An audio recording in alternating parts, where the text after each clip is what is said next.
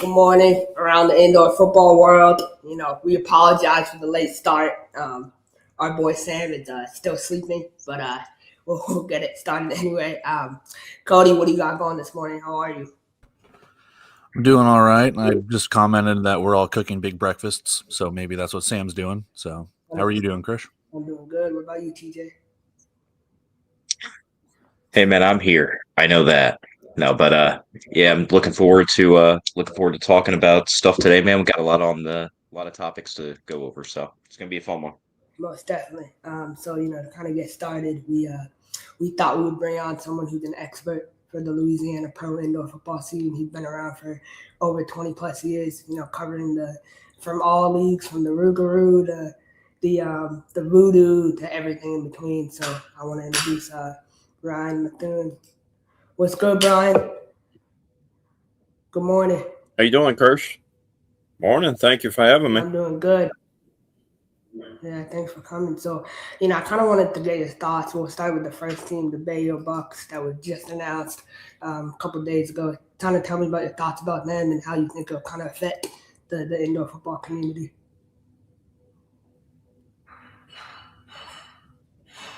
Okay, so since that was just announced, the owner, Jacob Hector, actually lives nearby me. I mean, within like 5 miles from me.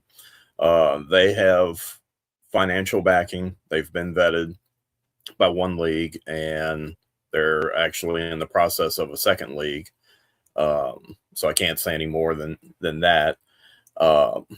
They are looking at 3 different cities in southern Louisiana. Those cities being Lafayette, Baton Rouge, and New Orleans. So that is promising as far as, for my travel to view games and actually participate with the team. The uniforms, the picture, if you pull up the other picture, it has full camouflage uniforms and orange helmets. That is pending league approval. That's what Jacob wants as far as our uniforms for the team. There has been a picture already posted of camouflage turf, which personally I've never seen done before, but league permitting. Jacob said that that's the way he wants to go with the turf. Tremendous interest into the team already. The emails went up 24 hours ago as far as them posting who to contact and where to email, and not counting direct messages. They've already gotten over 50 emails in less than 24 hours. So there is high interest down here in southern Louisiana. The other 2 teams, the Rougarou and the Greenheads, or northern Louisiana, for those who don't know, Monroe and Shreveport are 4.5 hours from me, and I live in Baton Rouge. So that's not ideal for those 2 games for me to actually attend every single game.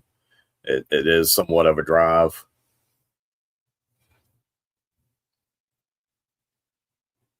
I don't want to make comparisons per se, but just put this in perspective. How would you say the initial interest for this team is, like compared to the Voodoo or the Rougarou or the other teams so far? I would say even more interest than those because of the lack of having arena indoor football teams down here. I mean, we haven't had anything in the state since 2015 when the New Orleans Voodoo folded, the original club, and then the Louisiana Voodoo in 2024. So there was a big old gap and a lack of indoor football. So there is interest. I mean, we're fully stocked down here as far as talent. I mean, LSU, Southern, ULL, Tulane. We got McNeese. We got universities up and down the I-10 corridor that we can pull talent from. So I mean, the fan interest I think is there, and also the level of talent will be there also. For sure. And another team that was announced, they're playing a really, I would say, established league at this point in the Arena League in the Monroe Greenheads. I'm going to pull this up right here. Kind of give me your thoughts on them and how excited are you for the new franchise? Okay, so Thursday, I drove up there to Monroe and actually attended the press conference. It was held by Tommy Benzio, Jeff Holmes, which is the owner of the TAL, Doug Parrish, which is the GM that's been announced for the team. They had a press conference at Duck Commander. If everybody recognizes that name, Duck Commander is actually the duck call place that's featured in Duck Dynasty on A&E from years ago with Willie and Uncle Si. And it was held there. So there's a tie-in with the team and Duck Commander, obviously from what you see on the logo, because the bird, the duck is actually wearing the bandana that Willie's famous for wearing. So there's a tie-in between the city and Duck Commander. And so I've heard some fans say that they're behind the 8 ball already because they're so late, but you got to take in consideration their first game isn't until May 29th. So they start a lot later than AF1, NAL, IFL. So they have extra time to actually build up the team because there's no head coach announced. There's no players announced. Only the GM has been announced. Unfortunately, Willie and his wife couldn't attend the press conference because it had snowed from that snowstorm. Monroe and West Monroe, the two cities that are up there, both have power outages in parts of the cities. So the mayors could not attend the press conference themselves also. So the press conference was still held. And then they had a second press conference during the Monroe Moccasins hockey game last night during the first intermission. Tim Brown, the commissioner of the TAL, that was also at the press conference, he posted the announcement during the hockey game last night where Monroe took on our Baton Rouge Zydeco hockey team up there last night. So I think the interest is going to be there because it's tied in with the Robinsons. And yeah, the Quack Pack is a perfect name for the fan club. I just saw that from Brian.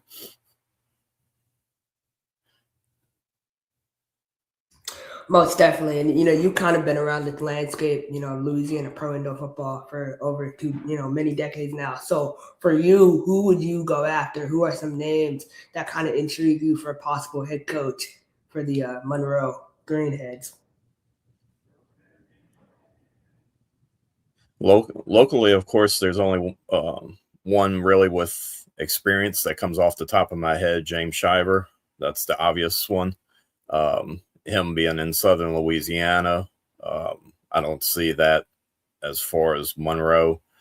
I don't know who's left. I mean, honestly, who is available that Monroe could go after within the state? I have no idea. I mean, there's really, I mean, if Buford Jordan, maybe because he's coached in the past for the Bayou Beast and for the Thunder and different teams in the state. But honestly, I mean, what would you think? Is there somebody that I'm missing? I don't know. I mean, I think it's difficult because, you kind of need to look at the demographic of what candidate you're looking for. You're looking for someone with experience or someone with, a local flavor and add. I mean, Cody, what are your insight on that? You think, who do you think would be a good fit? I mean, I don't really have anyone. The first person that jumps off the page to me, which I don't know how much head coaching experience he had, but he played for the Bossier Battle Wings, was Raymond Filial. I know he was coaching at one point. I can't hear Cody. Can you hear me at all? I can hear you fine. Yeah, I can. Say, Brian, if you can't hear me, you might need to back out and join back in. But, yeah, to keep this going, while he tries to join back in, like I said, the only person that kind of jumps off the page to me would be someone like Raymond Filial. I know he's coached at some levels, but at the same time, I can't remember if he's ever been a true head coach. So that could be something where you're kind of doing, hey, he knows the northern part of Louisiana, playing in Bossier, but at the same time, that's the only one that really jumps off the page to me. Otherwise, you're kind of going with someone with, I don't know, no experience to little experience, I guess, which I guess that's what Filial would be too. I mean, I know this is kind of, and I'll flip it over to TJ, but I was thinking, Cody, for you, like, what demographic of candidate, if you know what I mean, like, you think the TAL kind of got a late start, kind of trying to find coaches at this point? I mean, that's the issue for me, and if TJ was going to talk, I'm sorry for cutting you off, but when you think demographic, you're thinking you almost have to do someone locally. You almost have to do someone that can recruit, and you almost have to do someone that can get players in. If they're behind the eight ball, Brian was saying they're not, but they obviously are. Their game starts in May. It is the final day in January. You've got a couple of months left to get players, train them. You need a coach, you need the rest of the staff, and you need all of that. So, I mean, players can play. They've got the experience, or you can recruit them. But, yeah, that's the issue. Yeah, I think they almost need like an older coach, someone with a lot of experience, because of the shorter time frame that they have. They'd be able to probably manage the time and make it work out better, since they are on kind of a tight leash time wise. Brian, can you hear us at all? You're muted. Yeah, you can hear us. Yeah, I had to refresh. I couldn't see y'all or hear y'all, so sorry about that. No, it's all good. Just wanted to make sure that all of this is going smoothly. Yeah, you clear over on my end. All right. When you backed out and came back in, I don't know if you're still listening while we were talking. The name that came off for me was Raymond Filial. So I know that he was the quarterback for the Bossier Battle Wings at one point. He's been a coach around different leagues and things like that. So seeing him get in would be kind of cool. But like TJ pointed out, at this point, you are still kind of behind the eight ball for Monroe. But you're either gonna find someone with little to no experience, or you need to find a big home run hire who can recruit and get some names in quickly and coach them up quickly. Yeah, don't be surprised if you see a popular retread name pop up for at least this season, just because of the shorter time frame. That's probably what I would do if I was them. Yeah, I think for me, the biggest thing is, like, I would love to see more assistant coaches in the IFL get opportunities, right? At this, like, a quarterback coach, like Mark Bly, he's a quarterback coach up in Vegas. He's been there for about 3 years. He would be a great fit, but the problem is he's local, right? So TAL teams don't really pay enough money to justify people moving across the country. So I think it's kind of a system thing. I will say the Memphis team is paying good money. I've heard from multiple people, so I wonder who Memphis will get. But I'm interested to see who Monroe should go after. Brian, I guess my last question for you is with the Bayou Bucks, right? The motto of sustainability. What do you think? What would your biggest piece of advice be for them kind of starting out as a new franchise in Louisiana?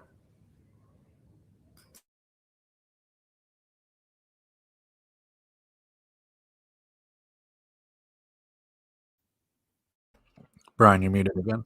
Can you hear me?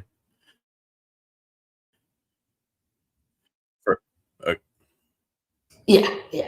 Okay. So the first step is that they've gotten an early start. I'm very impressed with that.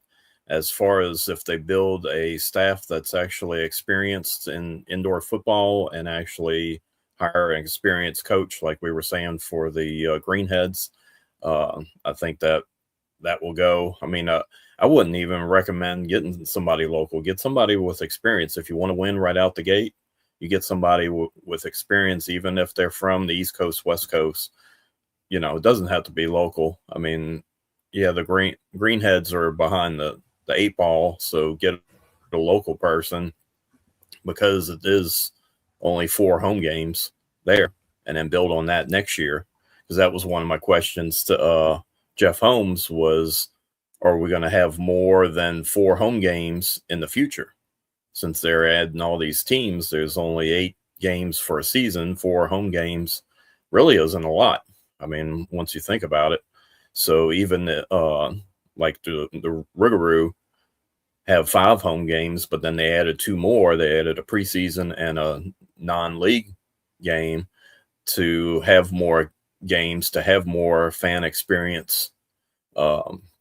So, I mean, it's little things like that that I would recommend to for the Bayou Bucks as far as, experience on the staff, experienced GM.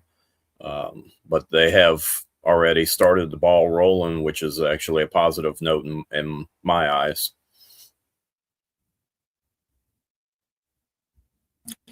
Good morning, everybody. Sorry I'm late. Obviously, I did not wake up on time for the show eventually I have to show up late, apparently. So, That's right, man. When you dress that nice, you don't have to wake the up. standard is the standard, which is apparently waking up half an hour late for me. But anyway, I think Ricky would agree to that, but I love that shirt, Brian, and thank you for joining us to talk about Louisiana football this morning. We couldn't have done it without you. It just felt like a natural fit for you to come on and kind of be a part of this discussion today. So I appreciate you showing up, even though I didn't. So I really appreciate that. It's all good. It's all How's good. your morning going so far? All right. I woke up early on my last day of my vacation, so just for you. So there you go. It's so nice of me not to show up. So anyway, did you guys already talk about the Greenheads? Perfect. So we're already done with all the Louisiana talk then? Mm-hmm. Yeah, watch the show, Sam. Jeez.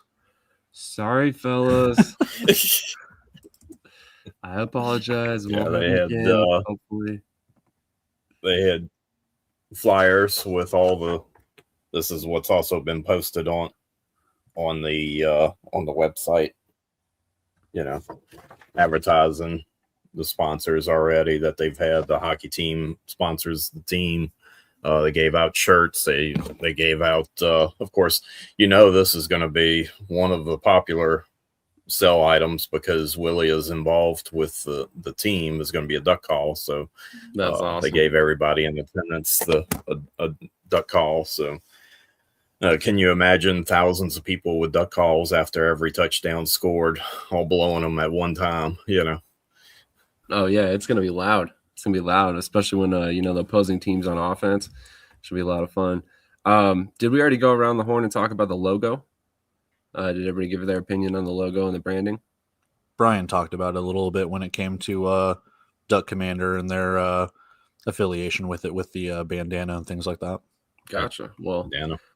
Yeah. In that case, let's go around real quick and everybody just kind of give their opinion on the logos and the branding. Let's go to TJ first.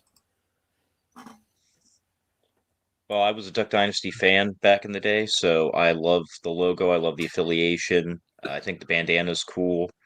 It's really, for the most part, man, I think the logo specifically, man, it's a home run hit, in my opinion.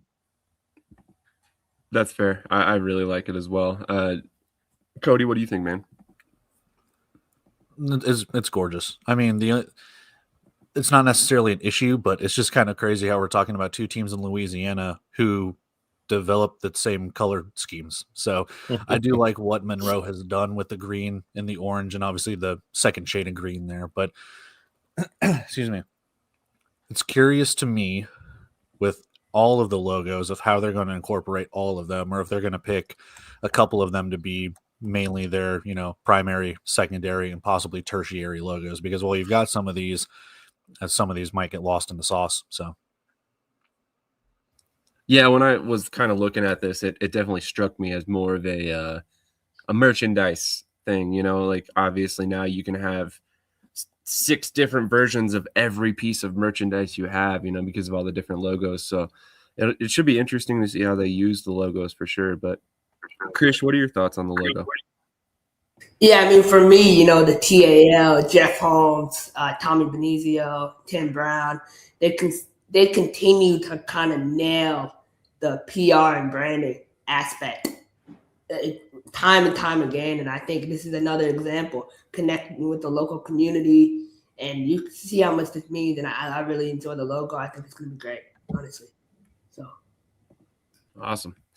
All right. Well, Brian, you're more than welcome to stick around for the whole show if you want. You don't have to just be here to talk Louisiana. Obviously, I know you kind of keep track of everything else that's going on as well. So, of course. Yeah.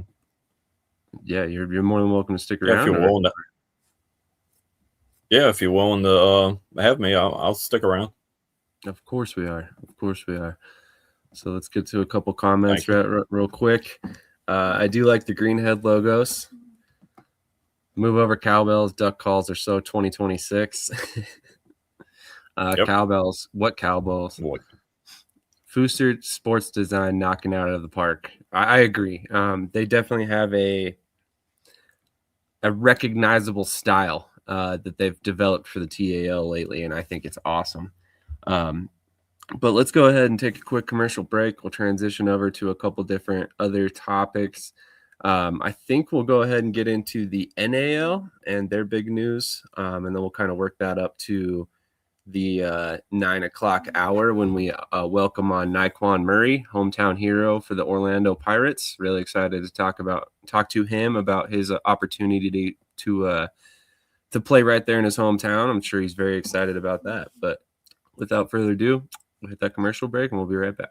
Omaha Beef football, prime dancers, rump roasters, slaughterhouse. Are you ready? DJ Nyqwan. You ready? 3, 2, 1, go! Welcome to the Orange Kingdom. Yeah. Orange Kingdom. Welcome to the Orange Kingdom.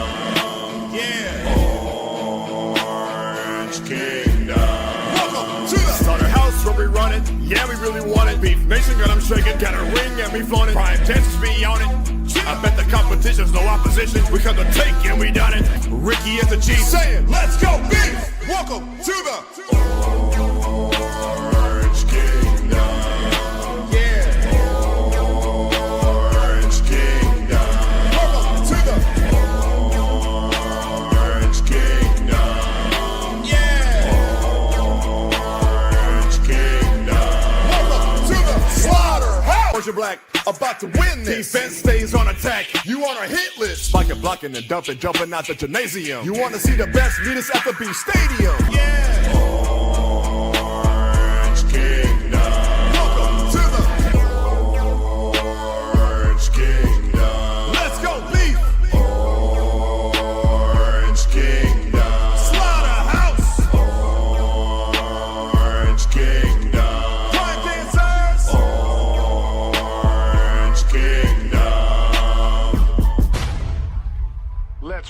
How many times a week? Like three, four times maybe. I gotta pump those numbers up. Those are rookie numbers in this racket. Speaking of pumping those numbers up, we only have one like according to my screen. So if you guys could hit that like button no matter where you're watching, we'd really appreciate it. Kind of helps push this out to other viewers that are not currently watching.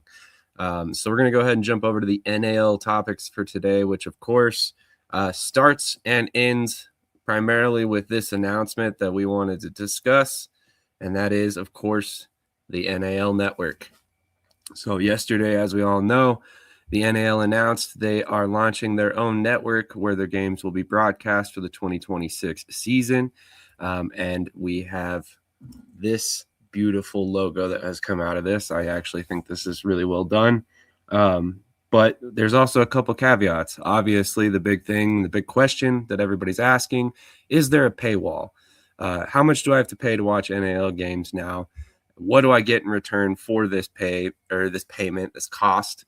And, you know, how's the broadcast quality going to be? So we're going to kind of like go over a little bit of these, multiple of these subjects. And I know, correct me if I'm wrong, Krish, did you already sign up as well? I have not signed up yet. No. Okay, so you guys were just looking at the cost and everything yesterday then? Gotcha. Okay, so has anybody other than me signed up yet? Okay, fair enough. So I'm gonna kind of take the reins on this No. one first off. Sorry, what was that? Okay.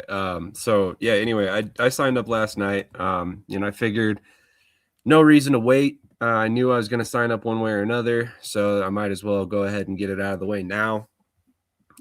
So yeah, of course, it's like a $30 cost for the entire season. I did ask because I wasn't sure if it included the playoffs, so I went to the commissioner and actually asked him myself if it was going to cover the playoffs, and he did inform me that it will. It also gives you access to clip highlights and stuff like IFL Network did last year. But the big thing that I thought was awesome, and honestly, I didn't even know it was a side effect or something that came with the sign up, was the 20% discount that comes in your email after you sign up. So to me, that's kind of a big deal because me and Cody were talking about it yesterday, or actually me and the group were talking about it yesterday, but Cody pointed this out. You take that 20% coupon and you apply it to a $100 jersey, all of a sudden you just got $20 back. So it's like you paid $10 for the year for the NAL network. Now, obviously, we get the logic behind this, right? They're trying to get more people to buy NAL merchandise. But at the same time, that's a pretty good incentive to go ahead and purchase the NAL network. And we kind of discussed it as well. And we don't believe that the IFL offered anything like that with their sign up. So, a lot of people have been talking about the paywall and obviously the negative aspects of it, but I feel there are some things that are getting glossed over and kind of ignored in that process. So I just wanted to kind of go around the horn here and ask everybody how they feel about the paywall, the new app, what you guys have seen from it so far, what you haven't seen, and where you think this is all headed. So let's go to TJ first on this one. I'm not the biggest fan of paywalls, but I mean, I understand it. It's basically where all sports are at this point in time. One thing that I did notice about it was in the announcement, it mentioned, like how you can make your own highlights, and it's going to be more than just click on, watch the game, click off kind of network. So it's going to be a little bit more fan interactive per se than the IFL network was. So I mean that's a cool feature, but I still want to wait to see maybe more of the specifics or more maybe announcements about the network, once people start using it and everything, to see if I'm going to pay for it. I mean, I'm just going to be honest with you, but I mean, odds are I'm probably going to pay for it because I'm an arena and indoor junkie. So, but yeah, I do like the fact that it's more interactive. It seems like a big fan hub, pretty much. So, I mean that's a cool feature that I didn't think about initially when I heard about the network. That kind of made me not be so against it because again, it is more fan based than just click on, watch a game, and click off. So. Absolutely, and that's the aspect of it that I kind of like. It's almost like the NIL is developing their own little community, so to speak. But I think there's a couple other things that are going to come, with the development of this platform long term. And this is just more or less my assumption, but I would imagine, this is not a question I even asked because I figured this is the way it's going to go. But I mean, all these team shows we all watch, the Beef Show, the Rue Time Show, a couple other shows that the leagues throughout the team have. The teams throughout the league have. I would imagine that they're going to be provided as well on the NAL network platform too. So I mean, all the inside the walls stuff, I would imagine would be on this platform as well. So that's a good thing as well. You're not only getting the games, you're getting some exterior content with that as well. That's directly about each team. Let's go to And with Cody next. between Sorry, go ahead, TJ. sorry, between the IFL network last year with the AF1 doing the Evergreen. Now we know now they're not around anymore, but they basically had their whole hub. So it kind of seems like this is where the leagues are kind of trending towards having their own kind of network or hub space for fans to come to. Absolutely. Okay, so we've already gotten 2 of these questions, so I'm going to go ahead and just to address this real quick. But signed up, haven't paid yet. Will broadcast quality be better than the YouTube streams? Stream quality was all over the place last year. Would like to know how the standard is being raised league-wide with the pay. Well, the standard is the standard, right, guys? So with that being said, discussing this situation with the commissioner yesterday, he assured me that there will be a rise in the standard of broadcast quality throughout the league. And they hopefully will not be upset with me for saying this, but they are going to be basically instituting a rule that if a team cannot provide the quality of broadcast level that they expect with this new move, that the league is going to step in and basically essentially, I don't want to say force because that sounds bad, but they're going to step in and be the broadcast team for that team. And then essentially that team will just probably get charged for the cost for that production quality rather than them going their own route and not being able to provide the same quality that the rest of the teams are providing. So we'll see how it works. You know, obviously that's kind of a new approach for the NAL, but it was something that I felt was important to get out there. But moving on to Cody. Cody, what do you think about the NAL network? I ain't paying $30 when I can watch my games on YouTube for free. So I'm going to keep up that same energy because that's exactly what happened last year and I was one of those people too that, you know, pissed and moaned about, hey, I'm behind a paywall for the Indoor Football League network and things along those lines. The difference is the Indoor Football League was giving away, 30 days free and then eventually a week for free and then eventually you had to pay for it. I like what the NAL is doing with this when it comes to the 20% off because, and it's one of the questions that Brian asked too, is that, is that money going to go to the teams? Is it going to go to the league, the discounts and the stuff? Because as you pointed out, if you're going to get a coupon for merch, that's going to help out the teams specifically. That's going to help out each of those teams. That's how they make money. I mean, they make money by attendance, and yes, they make money by concessions, depending on, the arena and the agreements that they've made. But if you're buying directly from them or directly from the league, then that should be money going to those teams, which helps them out. So $30, we've seen that people are willing to pay for it when it comes to the Indoor Football League network. So I think that's a very nice price point. And hey, as long as they have a live chat like the Indoor Football League was pushing, then that's hunky-dory for everyone else, man. But no, it's par for the course, as TJ pointed out. That's what everyone's doing. They're getting your own little hub. You're going to go pay for NFL Plus or NBA League Pass or whatever the case, and you'll be none the wiser. You get to pick and choose between your apps, and if you want to do this one and still watch the IFL on Yahoo Sports and FanDuel, and then whatever AF1 does, or if you just want to watch Albany with all their stuff, foreshadowing, then that's fine. But I don't mind it. I mean, we've seen that it can work, and you get all the games archived like the Indoor Football League network does. That's game film that players can put out, and we go from there. Agreed. Krish, let's go to Brian next. Brian, what are your thoughts on the NAL network? I know we also had a conversation yesterday about this. Well, I haven't dived into it too much as far as when it was announced yesterday.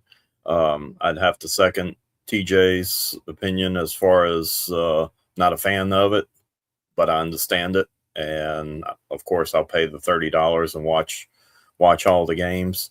I did see the 20% off in the store.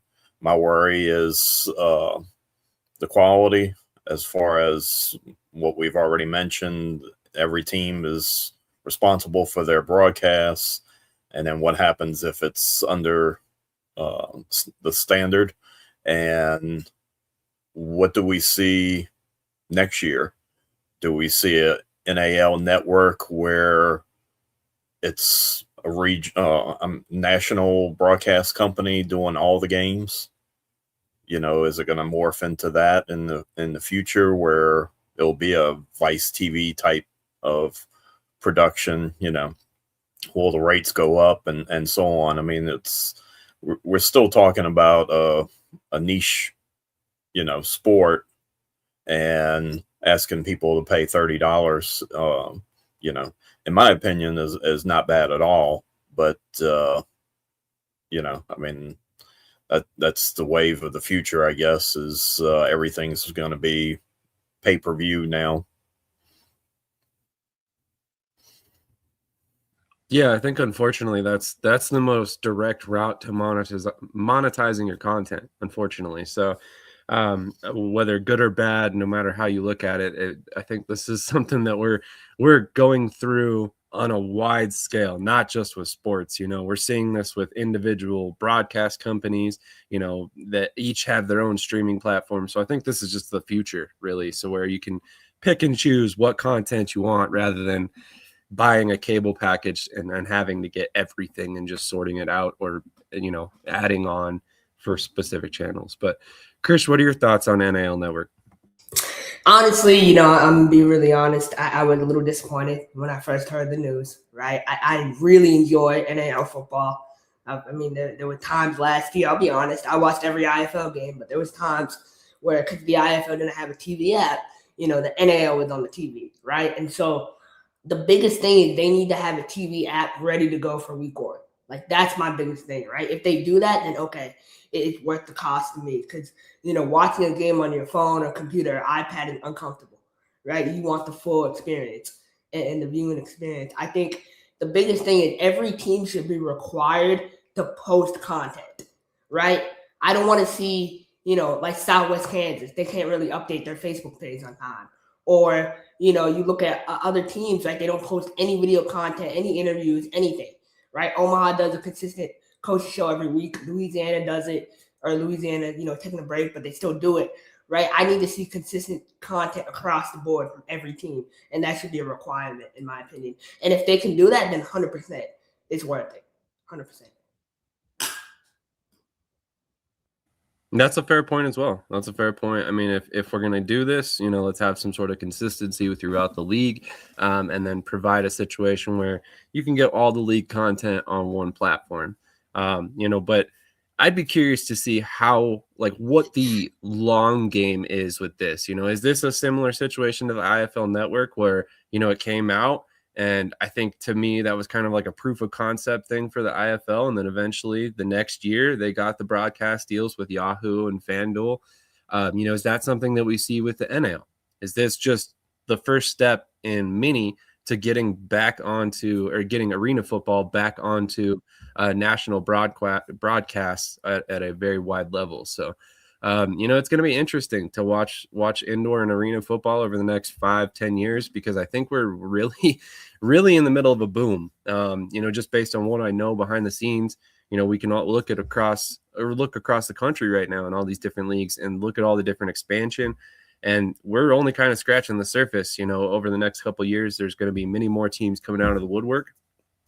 And, I'm very excited about it. So I think this is the time to be making these moves for every league, even if I'm a little annoyed that now I have to pay to watch NAL, I have to pay to watch UFL, I have to pay to watch NFL, I have to pay to watch some CFL. It gets a little old, but at the same time, I love football. If I'm going to be, I'm going to be watching the games, whatever. To me, it's not a big deal to support the leagues and to support the teams and stuff. Yes, I was upset about it last year. I've come to realize that it's a necessary evil. So I have changed my energy on the situation a little. I'm not going to lie, but it's just the direction we're headed in life in general right now. So kind of just accepted it at this point. But we're going to hit a quick commercial break. Sorry, what was that? That was one of the things I touched on earlier before you joined us, was from 2015 to 2023, the state of Louisiana, we didn't have any indoor football, any arena football at all in the state. Now look, next year, we're going to have 3 teams that we know of in the state,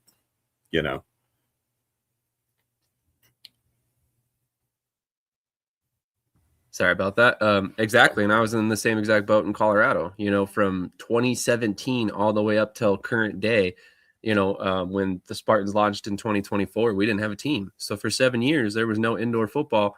Now going to 2026, we have 2 teams. So it's crazy to see, and it's awesome to see. So we will definitely excited to see the future of and I do have my Rougarou shirt, so wardrobe change. Did you already show off the Rougarou media guide? No, we didn't cover that. Hold on. This one? Yeah, that's one. that's my preseason media guide available on Amazon and through the team also. Covers the preseason for this year. I did write last year's, and I did write the obviously the Louisiana Voodoo 2 years ago media guide. So anybody who didn't catch that, as he glossed over it very quickly, Brian produces the media guide for the Rougarou. And if you look at it, it's very well done. It's very awesome piece of information. It's got stuff throughout it that, I mean, if you're a fan of the team, it's going to give you everything you want to know about the team. So I highly recommend you go check that out. Full color. Yeah, full color as well. So I don't have mine available right at the second, but I will definitely bring it back up throughout the show. But definitely appreciate you joining us again, Brian. But we're going to transition over to the IFL in just a second here. It looks like our guest is having a little bit of issue behind the scene. So let's discuss a couple other moves in the NAL while we get him on. The first big thing coming out of the NAL, or really the AF1, but the team's in the NAL now. Michael Lawson, 2025 AF1 Defensive Player of the Year, has signed a contract with the Columbus Aviators for the 2026 season. Michael Lawson played the last 2 seasons with Southwest Kansas Storm, and had previously been signed a letter of intent with the with the XFL before the merger, was left out of that draft, but then gets picked up in the new merger draft. So it's kind of cool to see how everything's worked out for him there. The Pirates also have sent a couple players up. Smoke Monday has also signed with Columbus Aviators. So a couple really high-level indoor defensive backs going there. And then also Michael Ayers has signed with the Birmingham Stallions. And he played in Sanford, which I believe he's located right there in Birmingham. And considered a local legend as well. Yeah, absolutely. So very excited for him. I've actually had a couple conversations with Michael. He's a great guy. We were probably going to have him on the show at some point, but now we no longer will. So excited for him. Hope he sticks around with the Stallions. It's kind of cool to see him get to, tap that hometown market where he's from. So we're going to hit a quick commercial break. Sorry, go ahead. I was just say, oh no, Arizona Rattlers lose a quarterback. Who are they going to buy next? Exactly. No, I think it's awesome. We had Smith on like 3 weeks ago, and he called the shot. He said, "I'm 25. I need to make a move now." So I think for him, he had came back from a torn ACL this past year. It was his first time playing ball in over a year and a half, and he's already going up to the UFL. So I really hope he makes the team. He's a great player, great leader. So I love Smoke, and I'm really happy for him to make this move. And that's another guy that Nyqwan moved up too. So just let's give credit where credit is due, right? That 100% counts as a move up for sure. And we'll get some more opinions out of our guest here in a second. We do need to get him to turn on his camera before we have him come on. So give us just a moment there. The other topic out of the NAL this week was J.A. Anderson has been hired as the assistant head coach and offensive coordinator for the Amarillo Warbirds.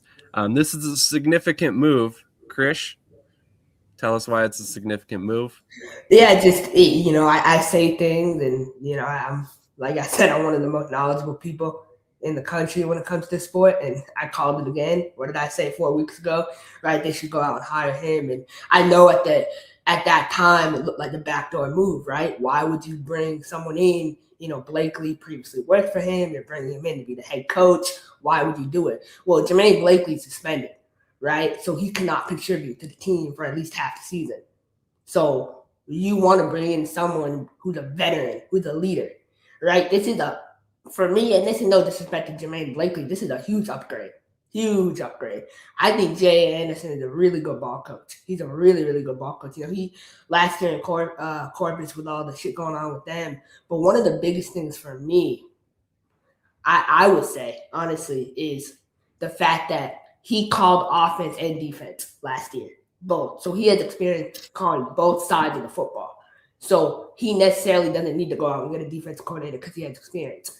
He did great in the NAL. He's coached in the NAL before, back with the Monterey Steel. They went 6-4, made the playoffs. They were a really highly competitive team. They were spending a lot of money. So now he had they're not paying anyone in Amarillo.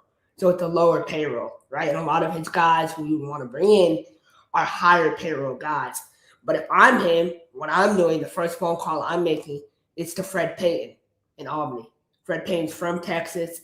I would call Fred Payton and say, do you want to come to Amarillo? And I think that would be a splash.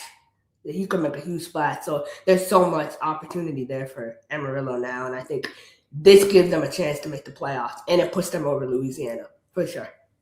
For sure. Interesting. Yeah, I think it's an asset. We've talked before about the potential of the head coach being suspended. So now you have somebody who can step in and has been a head coach before and all that. So, I think it's a huge hire for them. And Krish had mentioned that they should look into that multiple times here on the show before it finally happened. So I thought it was very interesting. Nyqwan says, I will be Arizona's next quarterback, thereby leveling the playing field. All right. That's awesome. Nyqwan, we got to get you back on one of these shows, man. It's been a long time, but would love to have you back on. What if Shady Sports Network did a live pick'em broadcast on the NAL network? Insight analysis. I don't know that we'll ever be on the NAL network, but it's definitely a thought. We can definitely have that conversation for sure. Roger Beck checking in. We talked a couple weeks ago about them being at the National Scouting Combine. They have signed 2 players, I think defensive backs, if I remember correctly, from the NSC, and they will likely be putting the finishing touches on their roster over the next couple weeks as they get prepared for the draft. So let's go ahead and hit a quick commercial break. We'll come right back with our guest, Nyqwan Murray of the Orlando Pirates.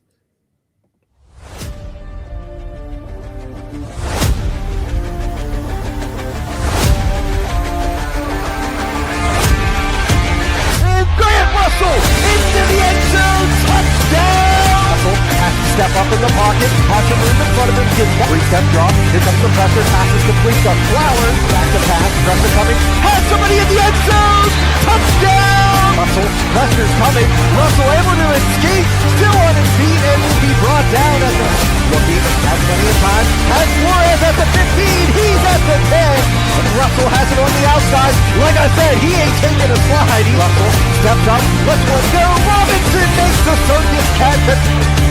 Going to a low snap, here comes the pressure, and the pass is going to be complete, and making the catch of Grant Russell. Russell, back to pass, looking, he has Robinson makes the catch, and will be brought down on the play by Isaiah Hall.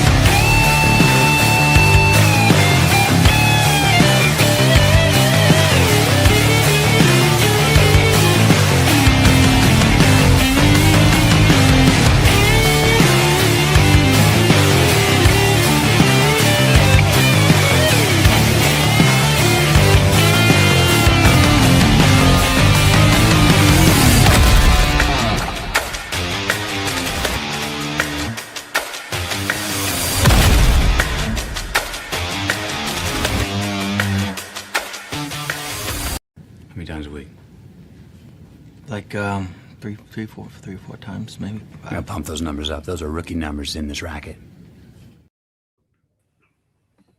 All right, we are joined by Nyqwan Murray, hometown hero of the Orlando Pirates. Super excited to see him join his hometown team for 2026. Let me get these cameras rearranged so he's the focus here. How are you doing this morning, Nyqwan?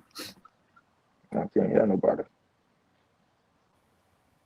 Oh, it looks like we're having some technical difficulties. Give me just a sec. Let me see if we can get him back on.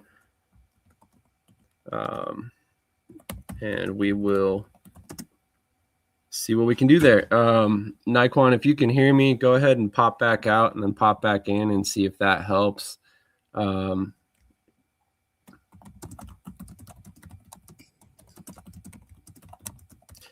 But while we try to get him on, I will go ahead and play this short little video that's going to be very, very relevant here in a second when we bring Nyqwan back on. Nope, sorry.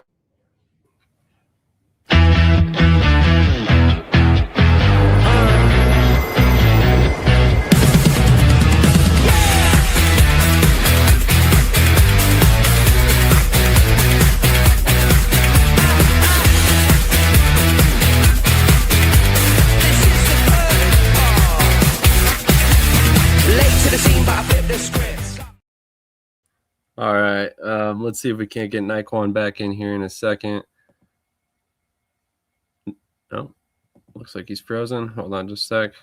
There's Brian. Brian, can you still hear us okay? Yes, again. Okay, perfect. So let's start by talking about the IFL Cup. We'll see if we can't get Nyqwan back on here in just a sec. Seem to be having some issues there. So there's a couple different things here, obviously. First of all, Cody's been talking about this for a while on the show, that we knew some neutral site games were coming, and that it seemed like it was gearing up toward this sort of in-season cup. So, Cody, I'm going to let you kind of take the reins here in just a second. Nyqwan, can you hear us okay now? Yeah, I can hear you guys. Okay, perfect. Glad that worked out. All right. So we're going to go ahead and focus on the interview, but let's start off. I mean, obviously we just played the IFL Cup highlight, or the kind of the hype up video. So what are your thoughts on the IFL Cup in 2026, given that you guys will be playing in it? First off, I would like to thank y'all for having me on you guys' show and giving me an opportunity to speak my word. But can you guys hear me? Yes, we can, sir. Okay, bet.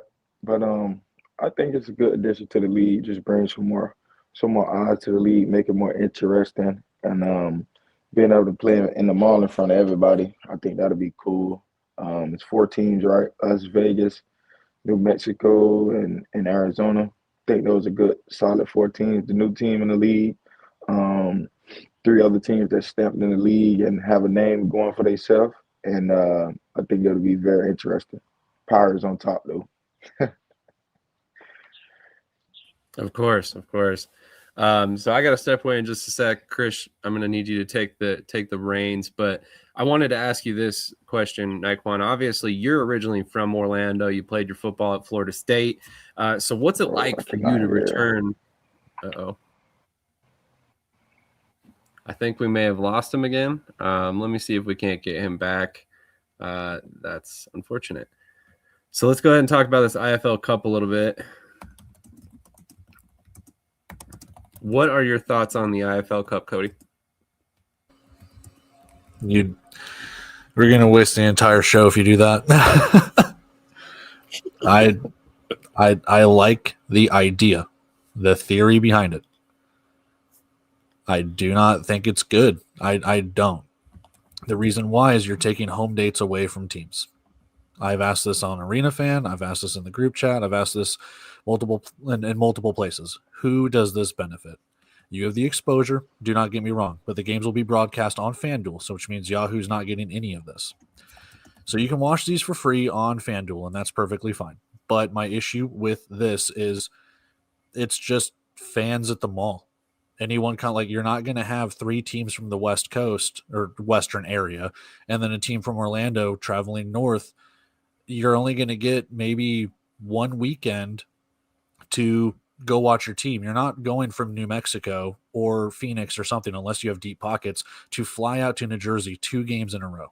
I'm sorry, but those could be home games that you could benefit having your local community like rally around your team. But that only benefits certain teams. Arizona still has 8 home games. They didn't give up any home games. Orlando only has 6 home games. I mean, and I'm not trying to sit there and pick favorites or do anything like that. But the fact of the matter is, like, this benefits no one. You know, I asked this question too. The NBA Cup people watch. I don't know if anyone even knows what the U.S. Open Cup is in soccer. I mean, I watch soccer, so I know what it is. Do people know what the Leagues Cup is in soccer between Liga MX and MLS? Like, no one knows what that is unless you're a diehard soccer fan. No one's going to know what this is. I don't understand why they're doing it. I mean, I understand why they're doing it, but it does not make sense to me why. That's fair. That's fair. There is a lot of cost associated with this that I don't think a lot of people are really thinking about overall. You know, not only do you essentially take away some of the home games that you just mentioned, some of the revenue makers, but you also in turn have the cost of staying in another state, you know, for a week plus, you know, to accomplish all these games. Now, I think it's awesome that the IFL is trying to do new things that other leagues have not done. I think it's awesome that they're trying to develop some more interest in indoor football on the East Coast. Will it work? Nobody really knows yet. So, you know, it's going to be very interesting to see for 2026. But it looks like we got Nyqwan back on, so we'll go ahead and bring him back on and see if we can't get through some of these questions. Nyqwan, can you still hear us okay? Yeah, it's working now. Perfect. I apologize about all the issues. I'm not quite sure what's going on with StreamYard lately. But cool. Krish, would you like to ask the question about being in Orlando now? Well, first off, Nyqwan, it's good to see you. It's been many years. Good to finally connect with you. I guess my question for you, you know, obviously you're from Orlando. You know, you played all over the country, San Antonio, Jacksonville, right? What does it mean to come back home to Orlando for you? Oh, man, it means a lot. I ain't played in front of my friends and family since high school, so coming back home, being able to play in front of everybody I grew up around. My neighborhood is like, where I grew up is like 12 minutes from the Kia Center. So it's really right around the corner. It's in my backyard. And I think it's going to be fun and really exciting for me and my family. So, you know, kind of walk me through your recruitment process to the Pirates. You know, I know you and Jawad probably talked a lot during the process. How is your relationship with him, and how excited are you for the team that he's putting together for 2026? Man, Jawad cool as hell, bro. That's like my big brother. And I just met the dude a couple months ago. But Jawad was recruiting me back in 2020 when I first started playing arena. He hit me up, asked me a few questions, do I want to play? But I was already signed with the Sharks, I think. And I told him that I'd get back with him. And it's crazy how life works for a certain moment. Now he's in Orlando, in my home city. And I was the first person he hit up. And I was like, bro, why not? Why wouldn't I want to play? You know? For sure. And you know, obviously every offense you've been a part of, you played with many quarterbacks last year. I mean, I can't even name all of them, but this year, too many. But, you know, this year I feel like we finally have a quarterback in Talia Tagovailoa coming in. What's the dynamic and chemistry been between you two so far in the offseason? It's been cool. Talia's a good dude. You know, he played at a high level, so I'm pretty sure he'll be ready, focused, and just ready to attack the task ahead. And I think we're going to do real good, man. People sleep on Talia. Got great coaches around him, Coach Les, Coach Keith, dudes that won plenty championships and know what they're doing. So I think the coaches will have him good. Everything's going to be all right, man. We're going to be good. Trust me, we're going to have a great team this year. No, I definitely agree. I think a lot of people don't realize, you know, the level of talent in Florida and everything. But, you know, another guy, you know, from Orlando that joined the team recently was Calvin Ashley, you know, lineman from Orlando. Have you two had a relationship started? And, you know, how have you connected in the past? Oh, yeah, Big Calvin. I grew up with Big Calvin, so it's like my childhood friend. I told him I was playing with Orlando, and he immediately was like, yeah, I'll sign. And a couple of days later, he was signed. You know, Calvin Ashley, all USFL guy in 2023, so, you know, comes with a ton of experience to that offensive line. I guess one question is I wanted to ask you, you know, the identity of the offense, right? Last year, the Pirates kind of struggled. You know, I think we ranked 9th in total offense. What do you think is going to be different this year with the offense compared to in years past? I mean, we got a lot of playmakers. We got T.O., Puka, me, T.O. Redden. It's just a lot you can work with. And it's going to be mismatches all across the field. It's going to be hard to play as a man. I know we're gonna have a good running game. The Pirates always have a good running game. So being a part of that, last couple of years, I would say San Antonio, we had the most dominant passing attack, but like running game wise, it was kind of iffy. So adding that running game dimension in the IFL is just like you can go to the championship easy. You know, what a lot of people don't realize about you is stat wise, you know, you're the best receiver in the IFL these past 2 seasons, 57 touchdowns, you know. I can't believe that 57 touchdowns in just that short amount of time is crazy. But for you played in the Western Conference, and there's a narrative out there the West is harder than the East. Where you're coming over to the East, how excited are you, and what do you expect from that transition going from the West to the East? I mean, what I expect is to go to the playoffs. That's my first expectation. I ain't been to the playoffs in the last 2 years with San Antonio. I had a lot of great stats, like you said, personally, but individually, that don't win the game. You know what I mean? It's a team game, so I'm excited to be with the Pirates, contribute and do what I can do, and I know everybody else gonna do their job on this team, and we're gonna get some wins. But the West is pretty competitive. You know, Coach Guy got those officials over there on the West on the payroll, but hey, we ain't gonna talk about that. I'm glad I ain't got to face Arizona no more too much, or I ain't on their side no more. But I would rather meet them dudes in the championship and show Coach Godin what's really going on. But it's gonna be exciting moving from that side to the east, man. It's gonna be different competition, new people, so it's gonna be fun. And you know, one more question I have for you is obviously, you know, you played in the NAL in 2023 peak season. What do you think about the state of the IFL? You know, kind of going into year 3 with the league. What do you expect for the league coming up this year? IFL coming from the NAL is 2 totally different ball games. Way more competition. I would say the NAL is pretty too easy because it's basically like man to man every play. And the jack can't really move past 5 yards, but the IFL is more like traditional football, more real coverages. You can get double teamed. The D line can do stunts, and it's just different. It's way more competitive, and there's more eyes on the IFL. And I think it's the biggest indoor league we have. Agreed. Anybody else have any questions for Nyqwan? Let's go to Cody. What's up, Nyqwan? How you doing? What's going on, Cody? So Chris talked about moving over to the east side, but my biggest question to you is, and I don't mean this in any ill will towards, you know, former coaches, but how do you think it is linking up with Rob Keefe with that offense compared to what you had in San Antonio? And again, that's not a dig at San Antonio or the coaches or anything like that, but what do you think is going to separate you away this season with Rob Keefe, everything that he's done, all of his experience that he has, compared to what you had going kind of last year with multiple head coaches? Yeah, I would say Rob Keefe is the GOAT for sure. But I had a great head coach in San Antonio too, James Fuller. He's a good dude right there. That dude taught me a lot about playing indoor football and running routes and just different stuff, different schemes and reading the defense.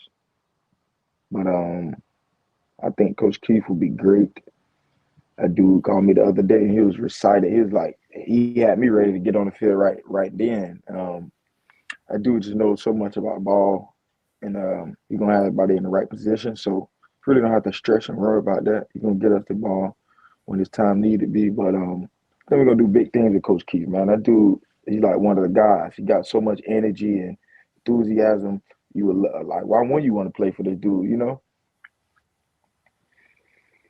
Fair point. Brian, do you have any questions? Oh shit, they're doing it again. All right, we'll see if we can't get Nyqwan back on. I'm not quite sure what's going on with StreamYard lately. We consistently are having issues with our guests as of recently, so we'll definitely see if we can't get him back on to ask some more questions. But a couple of comments I wanted to get to in the chat real quick. Ben McToy checking in. Thanks, Ben. We appreciate you watching. CJ, former teammate of Nyqwan, saying Nooney's the GOAT. And see, that's why I'm so excited to have him. You know, all his teammates speak so highly of him, and he's a leader, and I feel like that's what we need in our receiving core, honestly. Agreed. And this comment in particular I wanted to get to. Big picture for the league, small sacrifices for the betterment of the sport, discussing the IFL Cup. So I kind of wanted to ask you about this specific question, Cody. Do you think the big picture effect will have enough sway on the league for it to make sense in terms of the cost that they're putting out? For me, the approach that the IFL has had has been expand slowly and then build your national footprint. If this is what their intention is to be, then I'm all for it. I want to push back on Trey when he said that this isn't about the fans. You can pull up that comment. Those words right there, and that might not be how you put it, Trey, and I'm not trying to put you on blast or anything, but it is about the fans. The fans are what makes you go. So to sit there and say this isn't about the fans, it is always about the fans. Every single sport is about the fans. The fans are the ones that show up and pay the bills. So, yeah, it's not about the individual teams either, but the individual teams need those fans as well. There's a reason why teams come and go all the time is because of the lack of fan support. So, yes, is there a big picture to all of this? Yes, you want the exposure. Everyone wants the exposure. Every league, every team, if you have national sponsors, whoever it may be, you need that. I'm not saying you can't have that. What I'm saying is that this is just kind of a slap in the face because you still want to grow your league. I'm not saying you can't. But at the same time, you have a brand new team who's now going to play 2 games away from where they're at. How do you get new fans? By increasing that, you do that, and you can also market locally. And I think that's something that needs to be done too. But with a brand new team in New Mexico, you've already taken away 2 of their games. See, Trey, I think this comment would normally apply to most people. You're 100% right. But I think all of us on this panel right now definitely have a good grasp on how small the niche of arena football is. Yes. How small of a bubble this is, and I'm not to cut you off, Sam, but how small of a bubble this is, you really need to market FanDuel. You need to market Yahoo. How many tweets has Yahoo Sports had about the Indoor Football League since the announcement? Probably 0. Probably little. What about FanDuel? Cool, you've made the announcements, but I mean, how many times are you tweeting about single game tickets or season tickets or whatever? As I've harped every single time I get the opportunity to, it's marketing. The Indoor Football League does a piss poor job at marketing their own product. So, of course, no one's going to watch this stuff. So you need to do big, grandiose things like this. You need your local teams and your local communities to get behind each other. You can build that and build a national profile behind that. That's what the Indoor Football League has been doing. I just don't want them to get ahead of their skis where they get an AFL 1.0 and suddenly you've got all these huge expansion fees and then the league files for bankruptcy. Thank you. Which we'll put a pin in that. Put a pin in that. We'll be back. So Nyqwan, can you hear us again this time? Oh. Yeah. Okay, perfect. Yeah. Can you hear me? Yes, we can hear you now. Okay, Brian, do you have any questions for Nyqwan?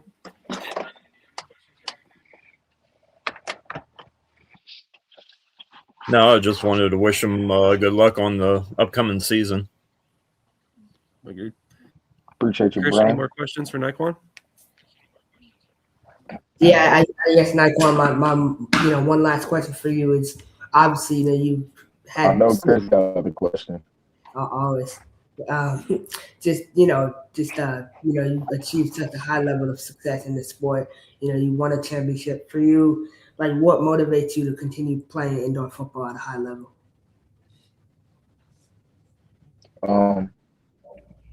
I just want to prove to these people, bro, that I'm still that guy, and I still could play ball no matter what kind of football it is. As long as it's football, I'm gonna compete, show up, and do what I do. That's my main reason right now, bro. Just to show these folks like the UFL, the NFL, the CFL, prove to them, prove to myself that I'm who I know I am,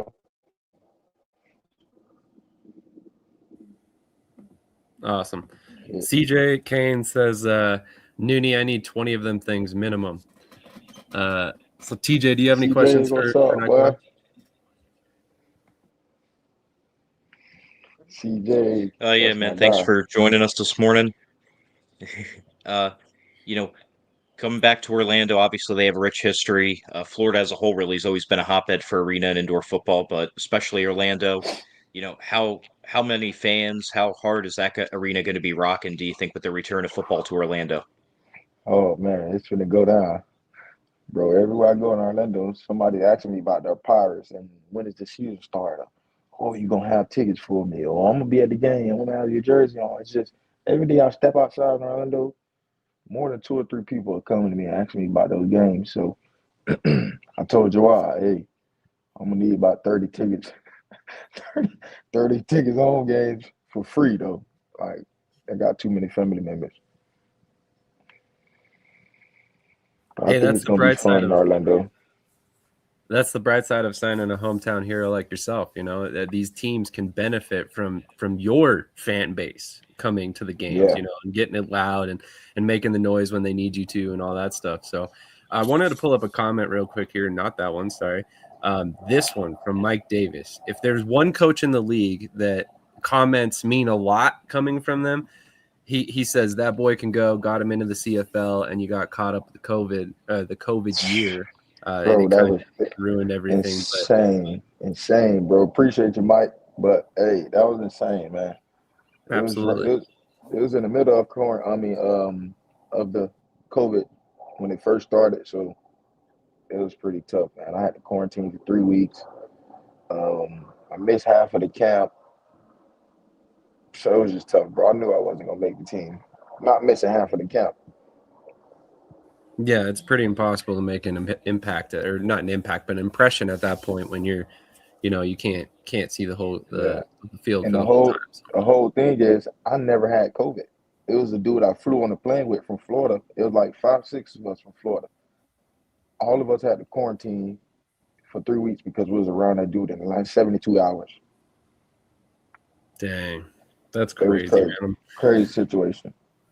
There are so many stories like that, unfortunately, out there that of guys playing high-level indoor football and tearing it up that are not getting the opportunities outdoors, and you're one of them. So I wanted to ask you, I mean, when you look across the Pirates roster and you see all these guys that are going back outdoors, does that give you, hope that your window's not closed? I know you're, I don't want to say an older guy. You're what, 28? Yeah. Yeah. So, I mean, you still have a couple years before you really have to. I think I got one more shot. I got one more shot at it, bro. And I'm going to just keep working, leaving in God's hands, keep praying, doing what I do, control what I can control. I can't control what nobody else think of me or what they want to do with me, But I can control what I can control. Just keep playing ball how I've been. And we're going to see. I ain't going to never stop. I ain't going to never give up because I know what I can do and what God put me on this earth to do, to show my talents. I ain't going to let them go to waste. But like I said, I'm going to just control what I control and keep going, man. That's it. That's all I can do. That's fair. Krish, do you have any more questions for Nyqwan? Cody, do you have any more questions for Nyqwan? Yeah, I just want to know how awesome it was to play, in the Orange Bowl against Michigan. Oh yeah, that was sick. That was probably one of my best football games of my life. Like one of the most exciting, I would say. You got the game-winning touchdown. Playing in Miami. Yeah, that was that. After the game, it was just so much love, and it was crazy, bro. I wish I was part of this NIL wave. Bro, after that game, oh man, I would have got broke off good. I did a little bit, but I can't speak too much on that. I ain't trying to get nobody in trouble. I won't say anything. That's awesome. I'm pretty sure the NCAA doesn't watch this, so I think you're good. TJ, any more questions for Nyqwan? Nah, man, just best of luck this season, man, and I can't wait till you get that next call outdoors. I appreciate you, TJ. Appreciate you for that, bro. Mike, Nyqwan is one of the few that I'll continue to co-sign and pull strings for. Maybe before May 18th. trying to get rid of Orlando's best weapon just before the game. I love it. Mike. Oh, But, Mike Davis, that's my guy. well, Nyqwan, I really appreciate you joining us this morning. Honestly, this is probably way long overdue for having you on. We've all been, Krish and I have been in contact with you for a long time. So, I mean, love the fact that we finally got you on here. I wanted to give you the floor for kind of a second to say anything you want to say to Orlando fans, family members, anything like that before we let you get out of here. Well, I first want to say thank you guys for having me on the show. It was a good time. Sorry about the connection problems, you guys, but it was nice talking to you all. And to my Orlando Pirates fans, it's gonna be a fun and enjoyable season. Get your tickets ready, get your popcorn, start ordering your jerseys. The season is here. It'll be here before you know it. A couple more weeks, and we'll be in camp. But I'm excited to see you guys in the Kids Center, and I can't wait. Ocho. Absolutely. Thank you so much for your time, Nyqwan. We wish you the best of luck in 2026, and we're looking forward to lighting it up down there in Orlando this season. Yes, sir. Chris, I'll see you around, my guy. Awesome. Have a great afternoon, man. Thank you so much for your time. All right, you too, bro. All right. Once again, Nyqwan Murray, wide receiver for the Orlando Pirates. If you have not watched him play, I strongly recommend you catch a game that he's involved in. He's one of those guys that not only is he a good person off the field, which makes a lot of people fans of him, but he is so good that coaches that have never had him on their roster acknowledge how good he is without having to prompt it. I mean, Mike Davis was doing it in the chat. You saw Ducon say something as well, but I mean, I've talked to multiple different coaches. Tom Manas, if you ask him about one of the best players that ever played for him, Nyquan's name is going to be the first to come up. And I'm sure pretty soon here, Rob Keefe will be saying the same thing. So that's high praise for a player who's done a lot of great things and never really gotten. Honestly, I would love for Nyqwan. I would love to see the Orlando Storm make that phone call, please. Like that would be amazing. Really, I hope they start off bad and then they call Nyqwan because it'll be really he's a hometown hero. He's right there in Orlando. He's put up all these numbers. Give him a call, man. Nah, seriously, you're leaning into the regional aspect of things. You have this guy who would be coming from the Orlando Pirates to the Orlando Storm. What better story is there than that for the hometown crowd? I think that would be awesome to see. So let's all cross our fingers for him and shoot. It's kind of a long travel. Yeah, absolutely. Literally right across the street or something like that. All right, so let's get back to this IFL Cup discussion for a little bit. I don't want to spend a ton of time on it, but one of the things I wanted to ask you guys about is the logo that they came out with the IFL or for the IFL Cup. I like this. I feel it's simple, it's understated, but it's nice. It's professional looking. So what do you guys think about this logo? Let's go to Cody first on that one. It's fine. I mean, like I said, I've pretty much said my 2 cents on everything, but it's perfectly fine. It looks like American Dream is sponsoring it if they're going to put the logo at the very, very top. So it looks like they'll get some sponsorship money when it comes to that, which should help out. So overall, it's a pretty nice logo. The badge is nice, and maybe the trophy looks like what it's going to look like if whoever wins it with the not round robin, but the little tournament, I guess, what they're having. Absolutely. TJ, what are your thoughts on the logo real quick? Yeah, I mean, it looks really plain, simple. It does the job. I mean, it's not an actual championship, so it shouldn't really be an over-the-top logo. And like Cody mentioned, American Dream's at the top, so hopefully they're getting some kind of kickback, considering you have 4 teams playing that are not going to get any kind of home game kickback. So, but overall, I like it. Absolutely. So we're going to bring in a special surprise guest, Trey with Off the Wall. Trey, how's it going this morning, man? It's going good. I figured it'd be easier just to hop in here for a second and talk shop instead of going back and forth like comment section trolls. So, well, I mean, we always appreciate the engagement, of course, but yeah. I mean, we always love to have you on as well. So let's fight. Oh. Shoot, go ahead. Yeah. Let's hear it. It's been a while since we had a good old fashioned brouhaha. So let's get in the mix. Doug Dimmadome, Mr. Dimmadome, owner of the Dimsdale Dimmadome. Yeah. Yeah, so I understand what you're saying about like it is about the fans and it is about like building up the local, right, fan bases and team cultures and all that. But at the same time, in order to expand, to acquire new fans, there has to be a level of exposure. There has to be a level of like I miss when my team like Brian I think earlier said we haven't had a team since 2015. Whenever I post up on social all the time, I get people saying like, "Oh man, I miss this. I wish this was still around."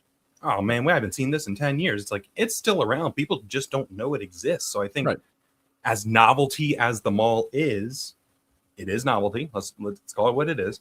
It increases that exposure and reminds people that the sport exists, and in a way kind of builds off of and feeds off of the nostalgia that people have for the sport. They just don't know it like in what capacity they can watch it. Right. Can I push back on that though? Of course, yeah, please. Yeah, good. Because again, I'm not trying to do this as a gotcha or anything like that. I want a discussion here. But like, if that was the case, then why did that not matter with the Arena Bowl? What happened with the Fargo game with Bismarck trying to go to Fargo and nothing happened between Massachusetts and Sioux Falls? Like, it's not, the exposure is one thing, but actually having ownership that wants to see it. And maybe that's what you're trying to get at here is if you can get potential ownership groups to see this stuff. And I'm on full board with that. Yeah. We are all in agreement that we want the game to grow and expand and do everything along those lines. But to have that, you need owners and investors to be able to bring that team to that city. Right now, I don't see it. And I know you commented on my video that it could be down the pike in a couple of years. We don't know, but people have such short attention spans that are they going to even care in a couple of years if they bring a team to New Jersey? Will this even provide anything with that? It's all kind of investors, which I think is what you're trying to get at here with that. It's not necessarily the fans. It's the investors and the potential owners that you're trying to sell the product to, which I agree with. But at the end of the day, it does come down to the fans as well. And fans want to see their teams play in their cities for less travel. So I get what you're saying. Yeah. And go ahead. Sorry, I just want to insert in one thing real quick too. Does it have the same effect if we get to the IFL Cup games and there's nobody there? I mean, I'm not saying like I hope to God that's not what happens, but does it have the same effect with potential owners, investors, if they look at the game and hey, nobody's there, nobody in to an investor's eyes, is that nobody wants to come, or there's potential here, we just haven't invested enough in marketing to get it there? Yeah, to me, it's not. Trying to figure out the best way to say this. It's not about trying to get 6,000 people into the mall for that game. I don't think that's what it's about. It's about it basically think of it as like a proof of concept for interested parties down the line.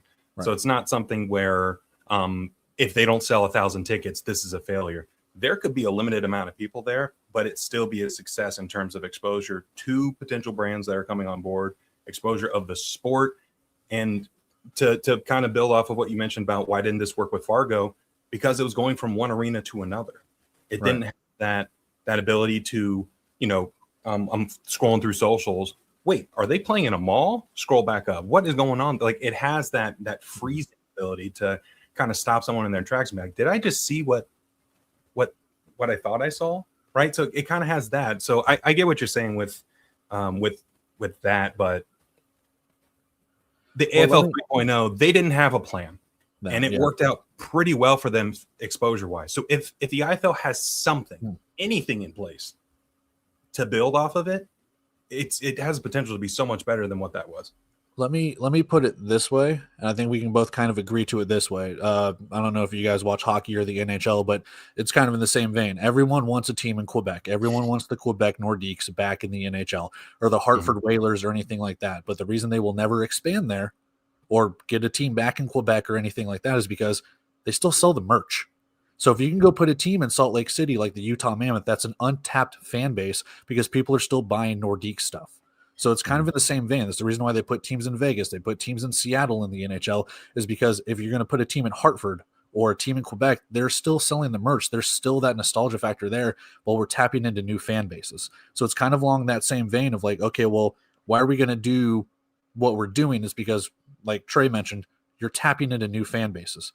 The question is, though, is that it's kind of different, but not where you can say, hey, I want a team in Columbus, Ohio. I want a team in Denver, Colorado. But unless the ownership is there, you just won't get it.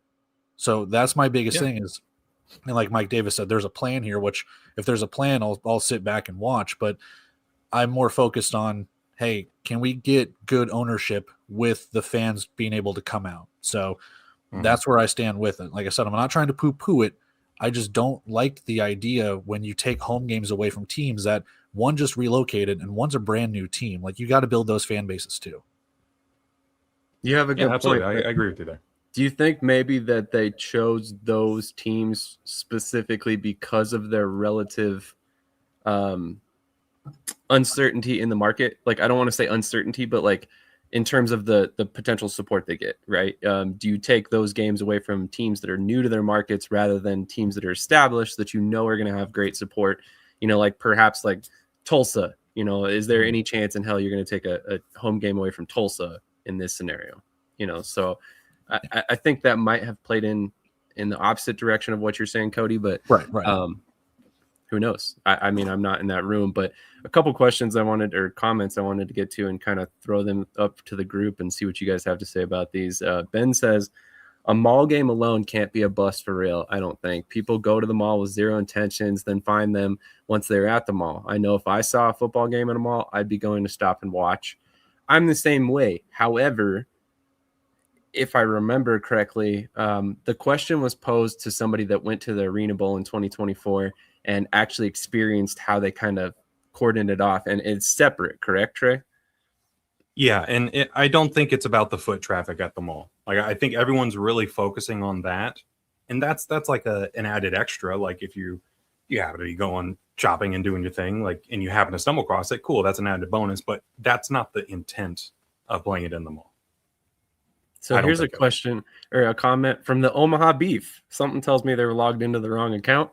I will say this, I can question what almost every league does in this industry on some kind of level. However, I will say that out of all the leagues that I'm not a part of, the IFL is the one that I have the most confidence that they have done their research and due diligence and have some kind of plan with this move. Hard to argue that, right? And obviously this is probably Ricky Burtz saying that. You know, he has firsthand information or experience in the IFL. So most likely he's the one saying that behind the Beef logo there. But yeah, lots of comments. It was Ricky. He just resent it again under his profile. So do they have stands put up in it for the other game? Yes, they did. There were some bleachers set up. It was like 3 rows of bleachers. I wouldn't even say that. Yeah, that's fair. So lots of comments about the soul, and then we see ding ding, and then the soul comment, and then ding ding again. So interesting. Yeah, I think that was in reference to what you mentioned, Sam, about like the newer markets losing home games, which they are losing home games, but let's be honest. You know, we're in the trust tree here. The 6 of us are just talking shop. There's nobody else here. Do we expect sellout crowds in New Mexico this year? No. It's going to take some time. They can get there. So if you're going to do it with the team, that's a good situation. Now, I'm not saying I want New Mexico to have sellouts every year, but I think we can all agree that's not going to happen. So if we're going to do it with a team, that's a good team to do it. And I think Orlando's in a similar situation where they're going to be able to fill out the arena eventually, but this is the year to pull from the home dates if you're going to pick one. Yeah. And same thing. Yeah, I think, 100%. And actually, there was a comment earlier, like, who's paying for this? And I would imagine, just based on what I know about the IFL, I would imagine it's a shared cost of some sort for the venue and everything, given that this is like kind of a league venture. And if that's the case, and you might be hurting the team by removing 2 home games, but at the same time, you might also be removing that cost for the arena rental, and then in terms making their costs a little bit cheaper in the same time. So that might be part of the thought process. You know, Orlando in particular, we all know the Kia Center is crazy expensive. So it might actually be cheaper for them to go play in New Jersey. Yep. And, you know, especially if they're not necessarily pulling in sellout crowds. So there are some other aspects about this that it makes it a very interesting conversation topic. Obviously, we've spent already like 20 minutes on this. So, I mean, I think it's a great move by the league because, like Trey said, it's garnering a lot of attention. And if you obviously have a plan. If you read the press release, it's the inaugural season. So if this goes off without a hitch, they'll be doing multiple years of it. How long? Who knows? But that's the other thing that like you kind of tap into. Yes, these 4 teams, and they pick these 4 teams for certain reasons. Is it going to be something down the road where new expansion teams join, they get the pick of the litter? Is it going to be something where it's like now, like, I'm not saying it's going to be this way, but like it's like the NFL where like they're requiring you to go overseas? Like, are you required to do this? Are they going to expand it? Is it going to be an 8-team thing where, you know, double elimination or whatever the case? We don't know. The world's our oyster with that. So for me, I'm waiting with bated breath. I have my negativity about it, but don't think for 1 second that I want this thing to fail. That's my key point. Like, I have my concerns and my questions about it, but not for once am I sitting there going like, I don't want this thing to go. They should blow it all up and only play in their home venues. Blah, blah. I have my questions about it. That's all I'm trying to say with it. Right. That's fair. That's fair. Couple different things. Overheard seating was a great view looking down over the field. I bet sightlines were pretty awesome. I mean, for the most part, you know, especially if you're right up there on the front. But I heard that back in the bleachers, that could be a little bit of an issue as well. Let's not forget the word mall downgrades what the location really is. This place has a damn water park and a Nickelodeon Studios, if I'm not mistaken. These aren't just soccer mom shopping, which is fair. This is a fair point for sure. It's a tourist destination. It's not necessarily just a mall. Couple things. I'm trying to find the exact comment that I want to pull up. Give me just a sec. And who goes to a mall anyway these days? Well, it's ironic you say that because I was at a mall yesterday. But apparently Sam, yeah. Anybody who has 13-year-old boys and or girls, I assume, you're probably at a mall quite frequently. I'm going today to get my kid a Care Bear. So there you go. See, if you have kids, you're probably at a mall and measure the specs of the food court. Let us know. There you go. My rough understanding is that the mall itself is ready to host a team, so I can definitely see this being a proof of concept setup. But again, this all feels like it's a year-over-year setup. That is very interesting. Also, FanDuel's HQ is in New Jersey. That part I was unaware of. So, and then Mike Davis reiterates it has ownership potential. So we know a couple years back, there was an ownership group that wanted to bring a team to Philadelphia. They then backed out of the AFL late in the process because they saw the writing on the wall. Maybe, just saying, maybe. Just a thought, especially given the fact that Jared Widman, was involved in 2024 AFL. But any other thoughts, topics, anything you guys want to cover on the IFL Cup before we move on to the tons of other information that came out of the IFL this week? Yeah, I just ask Trey one question, just insightfully. Go for it. What kind of demographic of people do you expect to be at a mall on a Monday for an indoor football game? I'm just very curious. Yeah, like and again, I don't think it's about the foot traffic. I don't think it's about the physical bodies. Like 12 p.m. or was it? Is it 1 p.m. or noon kickoff on that Monday? Yeah, noon. Yeah, so like it's like that's a tough time, right? Like especially with it being the week before Memorial Day, like it's not Memorial Day itself. So I don't think the anticipation is that they're going to pack the entire perimeter of every single floor and there's going to be thousands of people overflowing. But I think it's a bigger picture play than that. And I think there will be people there. I know a few folks that we've been chatting with in the group chat, and some of this, some of that might be trying to make their way over there. So there might be a few sickos in attendance front row there. Might have to get Krish his extra medium off the wall T-shirt and make him officially official. Yeah, it's I don't know. There's a lot to be seen about it, but I to limit it to there are only X amount of people physically there to watch it, I think is a little micro when it's a macro play. This is what you get with Trey. A little bit of business talk in there as well, which I love. I can throw some jargon out there with the best of them. Okay, don't get me in a jargon off. All right. Yeah, I trust me. That is a battle I would wholeheartedly. I do think it's cool though. On the 24th, they're having a post-game celebration. It's 21 and up. Mm-hmm. They're doing a post-game IFL celebration. We'll see the third place head coach Mike Davis go down the slide backwards. So whoa, third place, huh? Yep.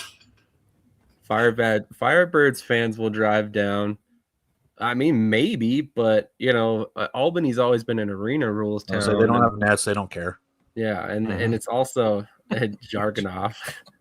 Love it. Yeah, I mean, it'll be interesting to see regardless. I think obviously, like everybody said, that the IFL has a plan, and if there's one league that deserves the benefit of the doubt with anything they do, it's the IFL, right? Typically when they try something, it at least, they at least do what they're going to say they're going to do. So, whether or not it ends up a hit, whether or not it ends up a multi-year deal, we'll find out. But it definitely is an interesting wrinkle coming out for sure. And I would like to see, if this is how they kind of explore future markets, maybe it goes to other interesting venues across the country after I this. will say, I think that Sunday, and I think Trey will agree too, that Sunday Cup Championship, that's going to be packed. Like, I feel like that's going to sell out just because it's, Memorial Day the next day. And it's a holiday. I think that's going to be crazy, the amount of people that will be. Let's put this into perspective too. It could only work at something like this. Like, you couldn't put this in Phoenix and sit there and be like, oh, it's a 4-team thing, and you have some team that already has home field advantage.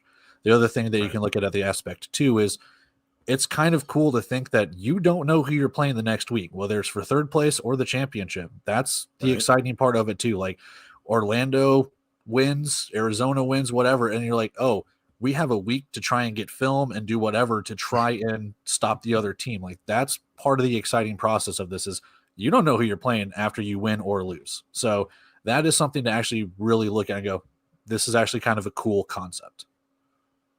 Yeah, and in order for things to change, things have to change, right? So you got to applaud the league for trying something like this and throwing it out there and giving it a shot.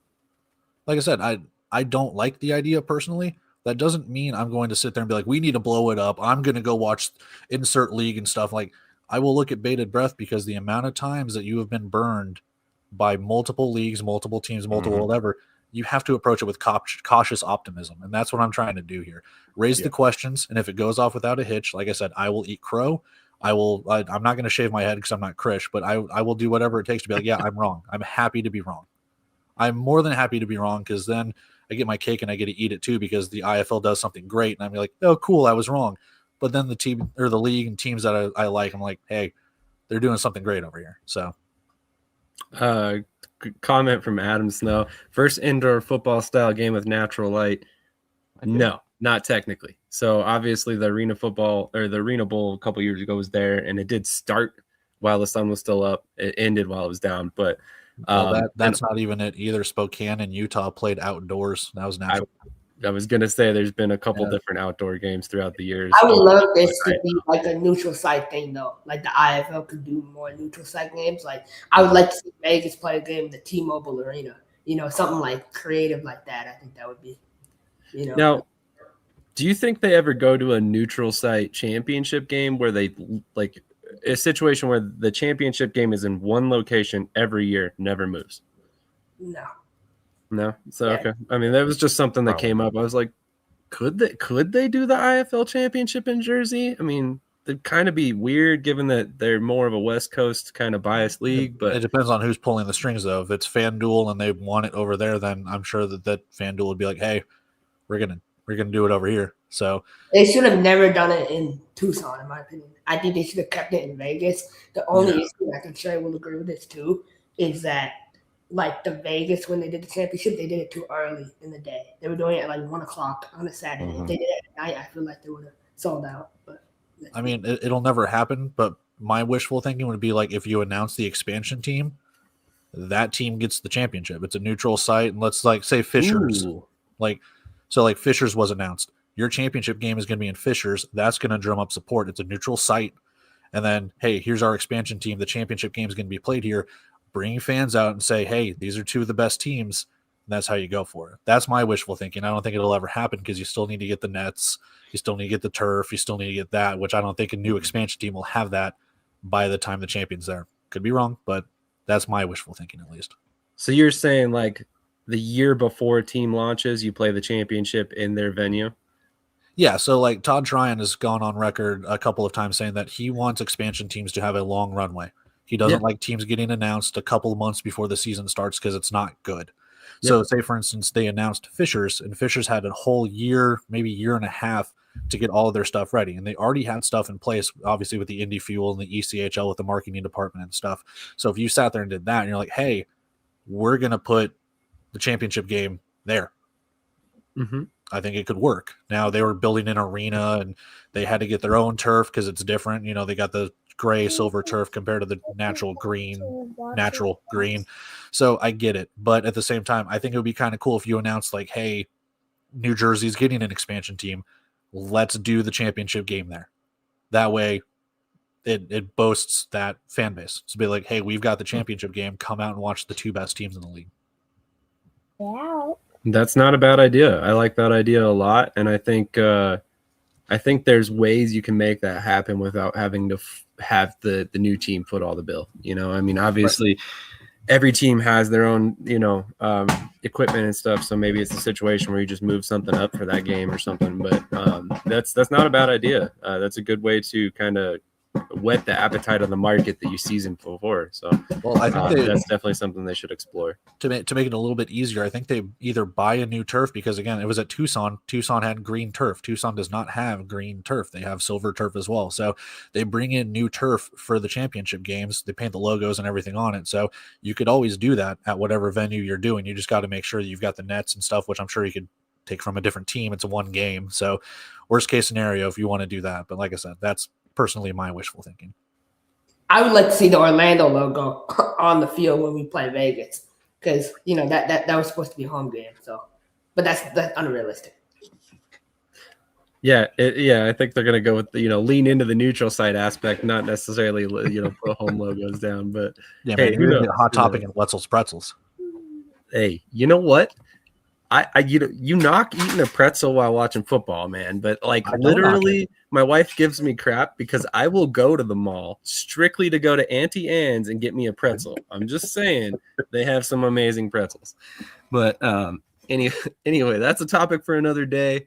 You'll have to tune in when I talk pretzels on another show. Couple moves that came out of the IFL this week that we have not talked about yet. And one of them, very quietly, despite the fact that it was a partnership announcement, was the partnering with Fan Cave for ticket resales.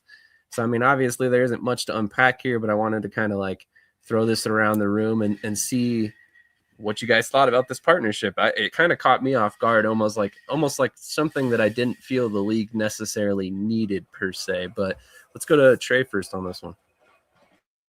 Yeah, I think this is an example of, new types of partnerships that are being introduced. And I think it's with this whole business division that's been created over the past year or so.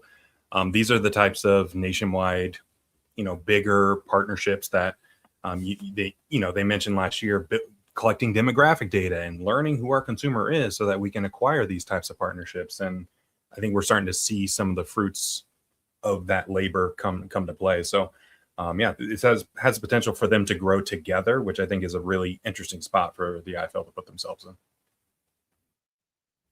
Agreed. Let's go to Cody next. Yeah, I mean, I'm indifferent about it because it's for resale. So it's like if you put your tickets back up on sale, then you can. I mean, I haven't read enough into it, so pardon the ignorance on there. But if you set your price or whatever you want, most of the time you're still going to have to go through Ticketmaster, StubHub, whatever. And if I looked at it, because I just glanced at it the other day, I don't think all the indoor football league teams are on there. I counted on Ticket Cave's website only 12 of the 16. I didn't see Arizona, and I don't know who the other teams were, but I counted 12 of the 16. Could be wrong.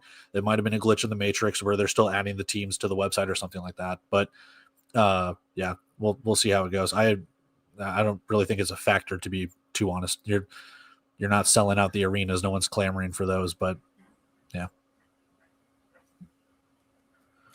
Gotcha. Okay. Apparently we lost TJ. He was next on the question list. So, Brian, what are your thoughts? Is this supposed to replace Ticketmaster, or is it just a reseller? Because I don't know that much about. To my knowledge, it is just for resale. Resale. Mm-hmm. I mean, as far as what IFL is doing with that, I mean that sounds like a good idea as far as people trying to get some type of money back for tickets that have already been purchased if they can't make the game. I mean, I'm all for it. So I think it's a good thing. I agree. It's better to try and get those seats filled than to have them sit open. Krish, thoughts? I think from a community building aspect, this is very positive, honestly. You might have a fan who decide not to go to a game and another fan can kind of swoop in and help them out. So I think it can be a good thing. I think it can kind of bridge the gap a little bit in the resale market. I hope they, have rules though. You don't want people upcharging and putting all these adding extra money on to ticket prices. But I think it's a good thing. Yeah. That's fair. That's fair for sure. One other or I guess it's not really a big topic. It's a signing that stuck out to me in particular for a very specific reason. But Jacksonville has signed Kevin Davis, a running back that went to Miami of Ohio. The reason it sticks out to me is Kevin Davis ran a documented 4.3 at the UFL showcases, was actually one of the fastest players in all of the UFL showcases this past offseason. He did not get an opportunity in the UFL or the NFL. He's a rookie this season. And now he joins Jacksonville. This dude is electric. Watch out for him in the the return game. He can play slot receiver, and he probably will play receiver at the next level if he wants to move up. So he's 5'7", I think 170 pounds. But every time this guy touches the ball, he's a threat to take it to the house. So I strongly recommend, if you are not aware of him, go check out some of his highlights. You're really going to like the player Jacksonville just brought in. And shout out to their scouting department because they do a great job down there. Any other thoughts about IFL transactions this week before we kind of wrap up the IFL segment? All right. I did have one that stood out to me, actually two that stood out to me. Number one, Josh Jones officially suspended from Tulsa. I thought that was interesting to see. And then another one that stood out to me was Marcius Floyd. So Marcius Floyd, he played in Mass for the Pirates last year, and he was one of, I would say, the most consistent DBs on the team, right? So he's going over to San Antonio, and now San Antonio has Matt Elam, Terry Beckner, and Marcius Floyd. They've got 3 former Pirates on defense. So I think Jonathan Bain has really done a great job building that secondary and building that D-line, and they seem to be putting a lot of resources on the defensive side of the football. So it's good to see. Agreed completely. One comment real quick. These types of partnership from a marketing standpoint also expose the games to people looking in the area for things to do, not necessarily always for reselling. That's not a bad point. I did not look at it that way, but that is not a bad point at all. Mike Davis says, wing tea time, baby. TJ leaves and then comments, Snoop Dogg Envil MVP, 148 yards, 2 touchdowns. And then Adam Snow, pretzel cam. It's coming next week. I will join with the pretzel. There's one more transaction that we didn't talk about last week that I meant to talk about. Marquise Waters for Vegas officially retired. So he's retired for them.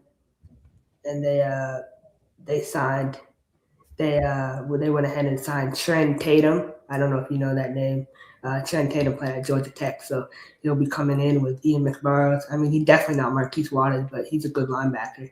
So he's someone who, he only played in 5 games last year, so he had an opportunity to really break out and take that next step. And that's the model they kind of go with in Vegas. They'll acquire a player who kind of, put up decent numbers, but is ready to take that next step. So it's good move. Agreed. They're the best at it, if you ask me. I mean, in terms of the IFO, there's no one better at identifying outdoor talent and then getting them back outdoors. Yeah, I don't know. He consistently seems to find the best D linemen, or like good D linemen and good linebackers. He's nailed in linebackers the past couple of years with Cheesy, Mikal Calhoun. They've had good linebackers ever since they formed. So you're not wrong. Trey, any final thoughts before we let you get out of here for the day? I mean, speaking on Vegas, do you mind if I throw a cheap plug in here? Absolutely. Well, this evening, Coach Mike Davis was in the chat here. I'm going to be having a special live stream with Coach Davis talking about the IFL Cup, talking about some stuff with Vegas this upcoming season. So 6 p.m. Eastern this evening, we'll be posting on socials on it, but Shady Sports is the first to hear it. 6 p.m. in about 8 hours or so. So appreciate you guys letting me barge in here and talk shop about IFL. I love talking ball, and any chance I get to do so with other arena ball and indoor football enthusiasts is a treat. Absolutely. Well, we love to have you. You know, you're always welcome. Please feel free to join whenever you would like. Absolutely. Take care, guys. Absolutely. Have a great rest of your afternoon, sir. All right. Ball knower. Absolutely. One of my favorite content creators in the space, as well as everybody else on this panel right now. Huge fan of Cody's content as well. So if you have not already subscribed to Inside in the Alley, I highly recommend you go do that on YouTube right away. He has honestly some of the best IFL breakdowns out, in my opinion. No. Sorry about that, getting yelled at the time. It's fun to see Trey in these confessions. Agreed. So I've pretty much run out of IFL and NAL topics. We already discussed the Bayou Bucks. We already discussed the money name reveal. NAL, George Martinez being added to Omaha staff. Oh, yeah, go ahead. I'll let you take the reins on that one. Do you know who George Martinez is? I know he was previously with Salina, but that honestly don't know much. He was a legend. Yeah, he coached for Colorado Buffaloes. He's coached at many high schools in Colorado. So I cannot believe Fred Shaw didn't reach out to him to add him on staff. I thought that would be huge for Colorado. They probably wouldn't have won a championship with him on staff, but I think this is a huge get for Omaha. You know, he's an older coach. He seems like a really good guy, and he's going to help coach Nyqwan and his operations overall. So I'm excited. And I think this is the perfect time to announce that I will be in the building week 1 for Omaha versus Pueblo. I want to go see the team that follow the rules versus the cheaters of the league. So I'm really excited to see them. And I think Omaha is going to put belt to ass to Pueblo. So I'm excited to watch it in person in the front row while I eat my popcorn. It's always just so funny to hear you talk about cheating when you're a Pirates fan, but we'll just gloss right over that. Don't even worry about that fact at all, right? AF1. Move on to AF1. AF1. Oh. So really, there's only really one big piece of news. Well, Casanova back in Albany, and then the trade that came out yesterday. Yes. Minnesota dropping the ball yet again. They went ahead and then traded Quintavis Workman, former receiver from Corpus Christi, in Washington. I've heard multiple reports on why that went down. There was apparently a disagreement between a member of Quintavis's inner circle and the ownership in Duluth or Minnesota. So this is why that went down. So he decided that it was best to leave, and this is a huge. I'm scared this is a sign of what's to come for Minnesota. You know, you see all these players leaving. You see a star receiver being traded for nothing. They traded him for future considerations, just a roster spot. Like, that's crazy to me. So sounds like he has a new place to work, man. Oh man, if I had known that was coming, I had it already and everything. Gotta love that future considerations part of it too, you know. Yeah, it's a interesting. It's always interesting when they trade that. And Mike Davis was saying it last week that he traded a guy for a bottle of liquor. So I wonder what the future considerations are. Maybe a Starbucks gift card or something for Washington. Like, I get the trade. So I don't know if you guys caught this, but Orlando traded for a center from Green Bay and then traded it to Arizona, Jake Parks, for a roster spot. This was like a while ago, early in the offseason, but it was on the transaction list too. But the biggest thing for me is, like, I understand, like, in that situation, right? We have Jordan McCray, already have a center, whatever. So that's just a roster spot, if that makes sense, and a favor maybe down the line. But for me, like, trading a really good player for nothing just doesn't really sit well with me. Like, you should get something in return. Like, if I was Washington, I would say I want Akil Greer for Minnesota, Akil Greer for Quintavis Workman. Or I want one of your receivers and one of your defensive linemen and DBs. But the problem is Washington has no good players on defense, so that's not worth trading for. So it's what it is. But all right. Well, really the only other big piece of news, like you mentioned, is Sam Casanova re-signing, but also it slipped right there underneath the radar. Trey Long is back with Nashville. So excited to see him re-sign with the Nashville Cats. So he had kind of alluded to the fact that he would probably be making a return there at some point when he came on about a month and a half ago. And now that he's finally healthy enough to re-sign a contract, he has returned back to the Nashville Cats. What do you guys make of some of these signings for Washington? They bring in Quintavious Workman. They go out and they sign Latrell Golden, Nnamdi Banks, kind of solidify that offensive line a little bit. What are your thoughts on those moves?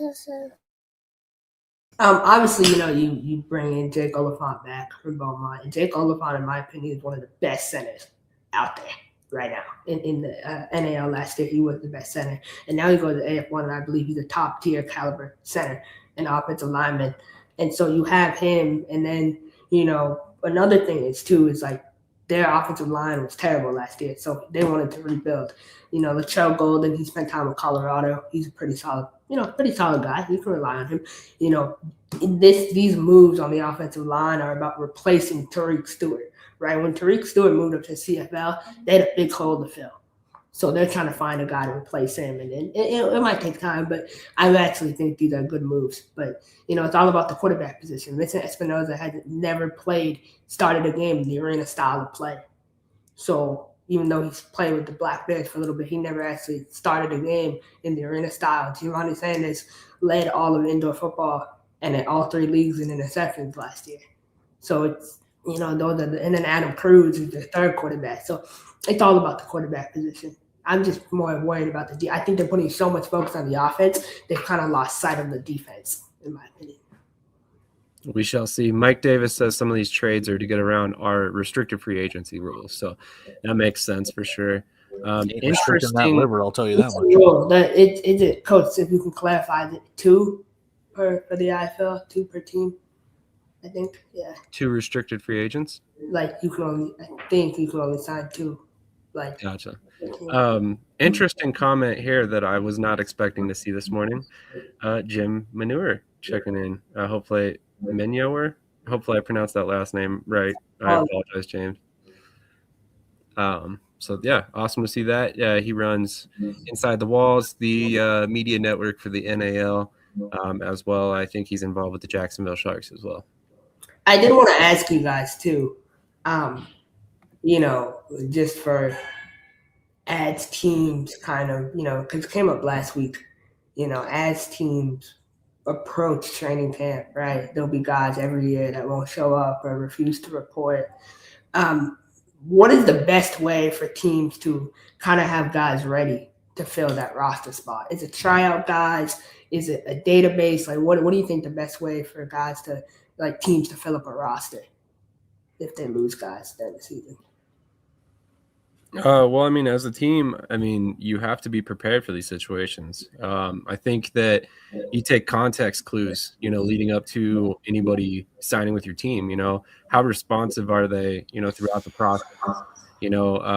Are they excited, when you talk about the situation, or is it kind of their last resort? Are they a guy who's coming down from an outdoor league? Are they a guy that's coming up from, a developmental league? I think there's a lot of different aspects to that because there's no one clear cut, this is how you do it situation. I think that you have to have conversations with guys long ahead of time before you ever may need them and be like, hey, you're high on my list. If we need anybody to come in, you're going to be the first guy we call, stuff like that. But it's tough because obviously you have to stay in contact with those players, make sure they don't sign anywhere else, stuff like that. So I think there's a lot of different wrinkles, but I think as an indoor football team, in the back of your mind, you always have to think some of these guys are not going to show up at the end of the day. Unfortunately, it's just how it goes. I feel like every team has at least 1 or 2 RTRs every year. So it also kind of depends on the league that you're in. True. Coach Davis has talked about it with the veteran rule in the indoor football league where you can only carry 7 guys on your roster when they're considered veterans. So what do you do for the ones that don't make your roster? You got to ship them somewhere else or tell them, hey, you can't play for us. So for the players not to report, that's where networking is a huge thing. Whether, Coach Davis has been in the CFL or, he's networked his way to get players to other teams in the Indoor Football League veteran rule or not. So it's, pretty much the best ability is availability. So if the players are refusing to report, it's going to sound bad, but there's no shortage of players that think that they can prove their worth. So for that, I think it's a multitude of like, hey, we've got a database, we've got networking, we've got tryouts. I think it's all of it, to be brutally honest, to make sure that you have the best bang for your buck of this guy doesn't want to play for us, this guy gets hurt. Like, you've got to have names coming down the pike, or at least coaches in, networking areas where you're like, hey, so-and-so, is there a way that we can trade for future considerations if we can get this guy because we need to plug, the defensive back spot, or, quarterback went down, we need someone to plug that hole. So I think it's all of it, to be honest. You need that database, you need that networking, you need tryouts, all of it. That's where coaching is so important, and networking is so important in the indoor game. And see, that's my biggest thing too, Cody. I'm glad that you hit that on the nail. Like, Brian with Louisiana, right? Louisiana went with a condensed roster approach so far in the offseason. They only have 17 guys listed on the website. Do you think that's do you think they actually have 25 guys on the roster, or do you think they're going to keep training camp a little smaller this year? Well, it's, again, I'm not trying to say it's cheap ownership or anything like that, but you're also depending on, can some guys play that Iron Man role? Can some guys play? Like, we saw it last year in Tucson. Jameis Williams was playing defensive back for a couple of games. He was the running back, so he was playing both sides of the ball. God, who was the guy? He was someone for Duke City a couple seasons ago. He was playing Greg Dent. Greg Dent. There you go. Thank you. Good poll. I couldn't remember his name, but yeah, he was playing defensive back and wide receiver. And you're wondering, hey, they don't even have a 21-man roster because you got a couple of guys playing offensive line, defensive line, and wide receiver and defensive back. Like, you don't want that necessarily, but at the same time, CJ Kane from Omaha has pretty much said, if you can get guys that can play multiple positions, why not? Why not let them, and you don't have to pay an extra guy. So if that's what they're going with, fine. If it's not, then get ready to learn Iron Man rules, buddy. Yeah, that's fair. That's fair. Brian, any thoughts on any of this? Well, as far as like last year, we didn't have a kicker for the Rougarou. Staff believed in saving a position, and that was, you see how that turned out for us. That was not a wise decision. To back up Cody as far as networking and communicating with other teams, communicating with the players, that's the key focus that has to be done. The good coaches know how to execute that all the time, and the other coaches, struggle with it. Some don't even do it at all, and we experienced that last year. Agreed. And that is definitely an aspect as well, as, like you said, networking with other teams, coaches, keeping an eye on who they cut. Local guys too. Like, use Dallas as an example, right? They lost Dante Santos, and Dante Santos was a quarterback I was really high on. Well, guess what? They're bringing in Gerard Evans, former Virginia Tech and Vegas Nighthawks quarterback, and I know he's a bit out of shape, but still, that's a big move. Agreed. Agreed. James has a good point. Don't forget, some RTR are players that go to other leagues, which then becomes a league suspension based on league rules. That is true. There are situations like that, although I feel like most leagues at this point are just automatically suspending those players once they sign another contract. I like the point that you brought up, Cody, about players that can play multiple positions, mainly because Krish hates it, but also because of the fact that, it's a really good roster building technique. Jameis Williams is a great example. That guy can play running back. He can play defensive back. He could probably split out and play wide receiver if you needed him to as well. He's a weapon. Guys like that are weapons. There's multiple players that you can speak on. In fact, we wrote an article about Hassan Rogers last season. Yep. That dude, I'm shocked he's not on a roster right now. He's a weapon. He played defensive back, running back, quarterback, wide receiver, kick returner. Yeah, kick returner. Pretty sure he got water for all the other players as well. He just did a little bit of everything. So it's those guys are clutch. Krish gave a lot of stuff to Jairus Grissom, who was with the Southwest Kansas Storm last year, but that dude played like 7 different positions for them at times. So I just want to clarify this. I'm not against it, but there's a difference between doing something and then doing something good.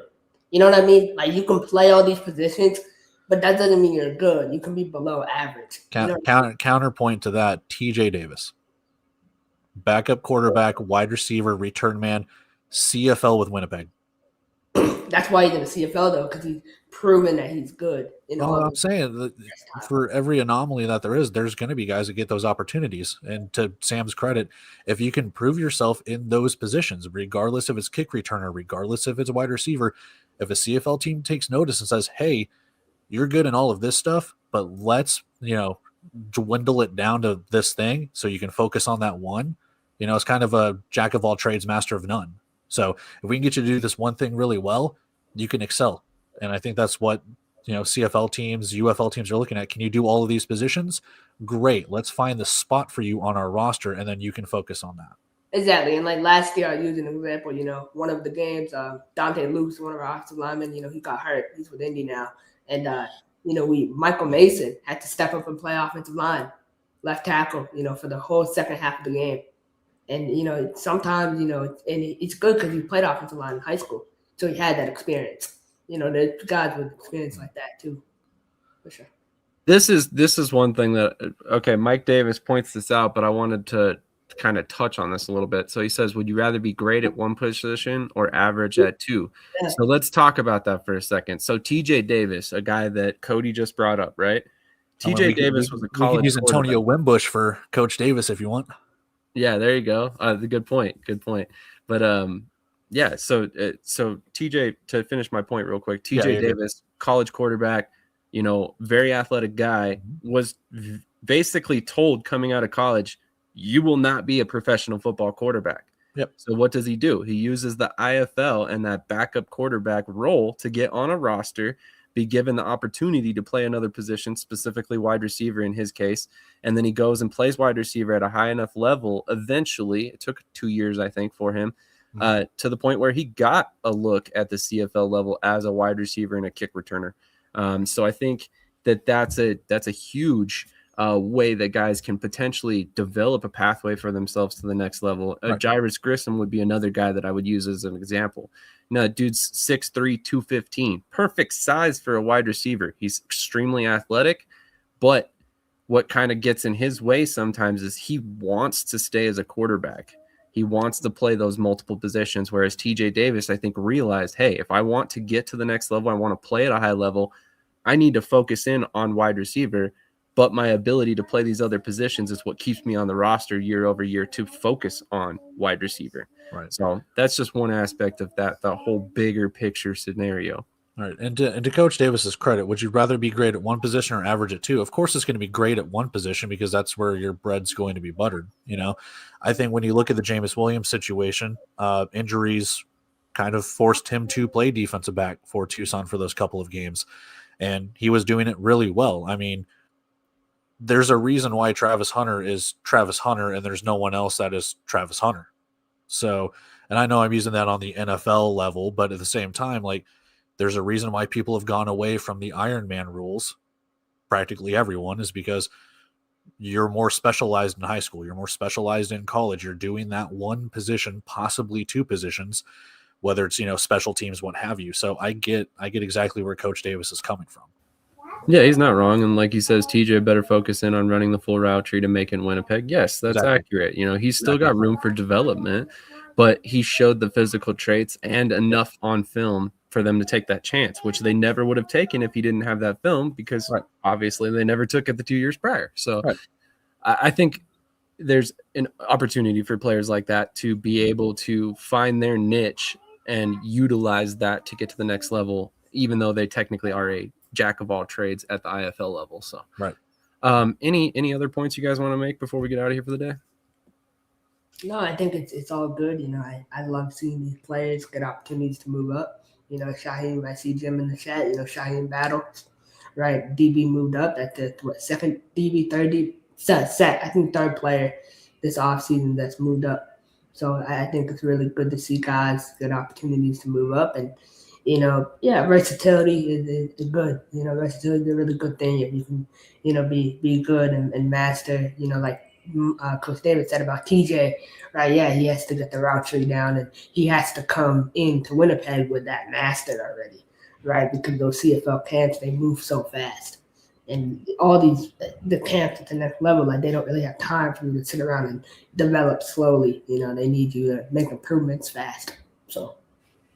No, you make a good point for sure. I think TJ definitely has an opportunity to potentially be a practice squad type guy at the CFL level. And, I know, again, we're talking about him focusing as a wide receiver, but he also does have a value to a CFL team as a potential short yardage runner in that quarterback setup that they do as well. I'll pose this question to you. You think if Josh Tomas gets the opportunity to move up, would he play receiver or running back at the next level? Ask Coach Davis. But, what would he do?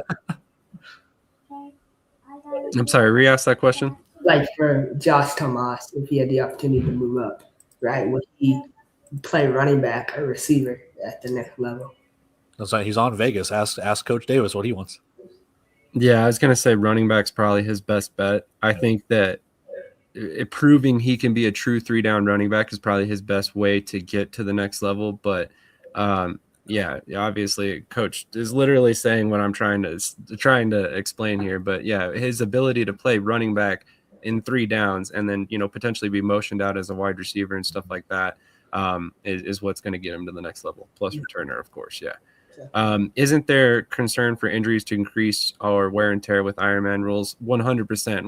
We're not advocating for Ironman rules. We're just advocating for having players that can do a lot of things for the team in a scenario where it calls for it. Yeah.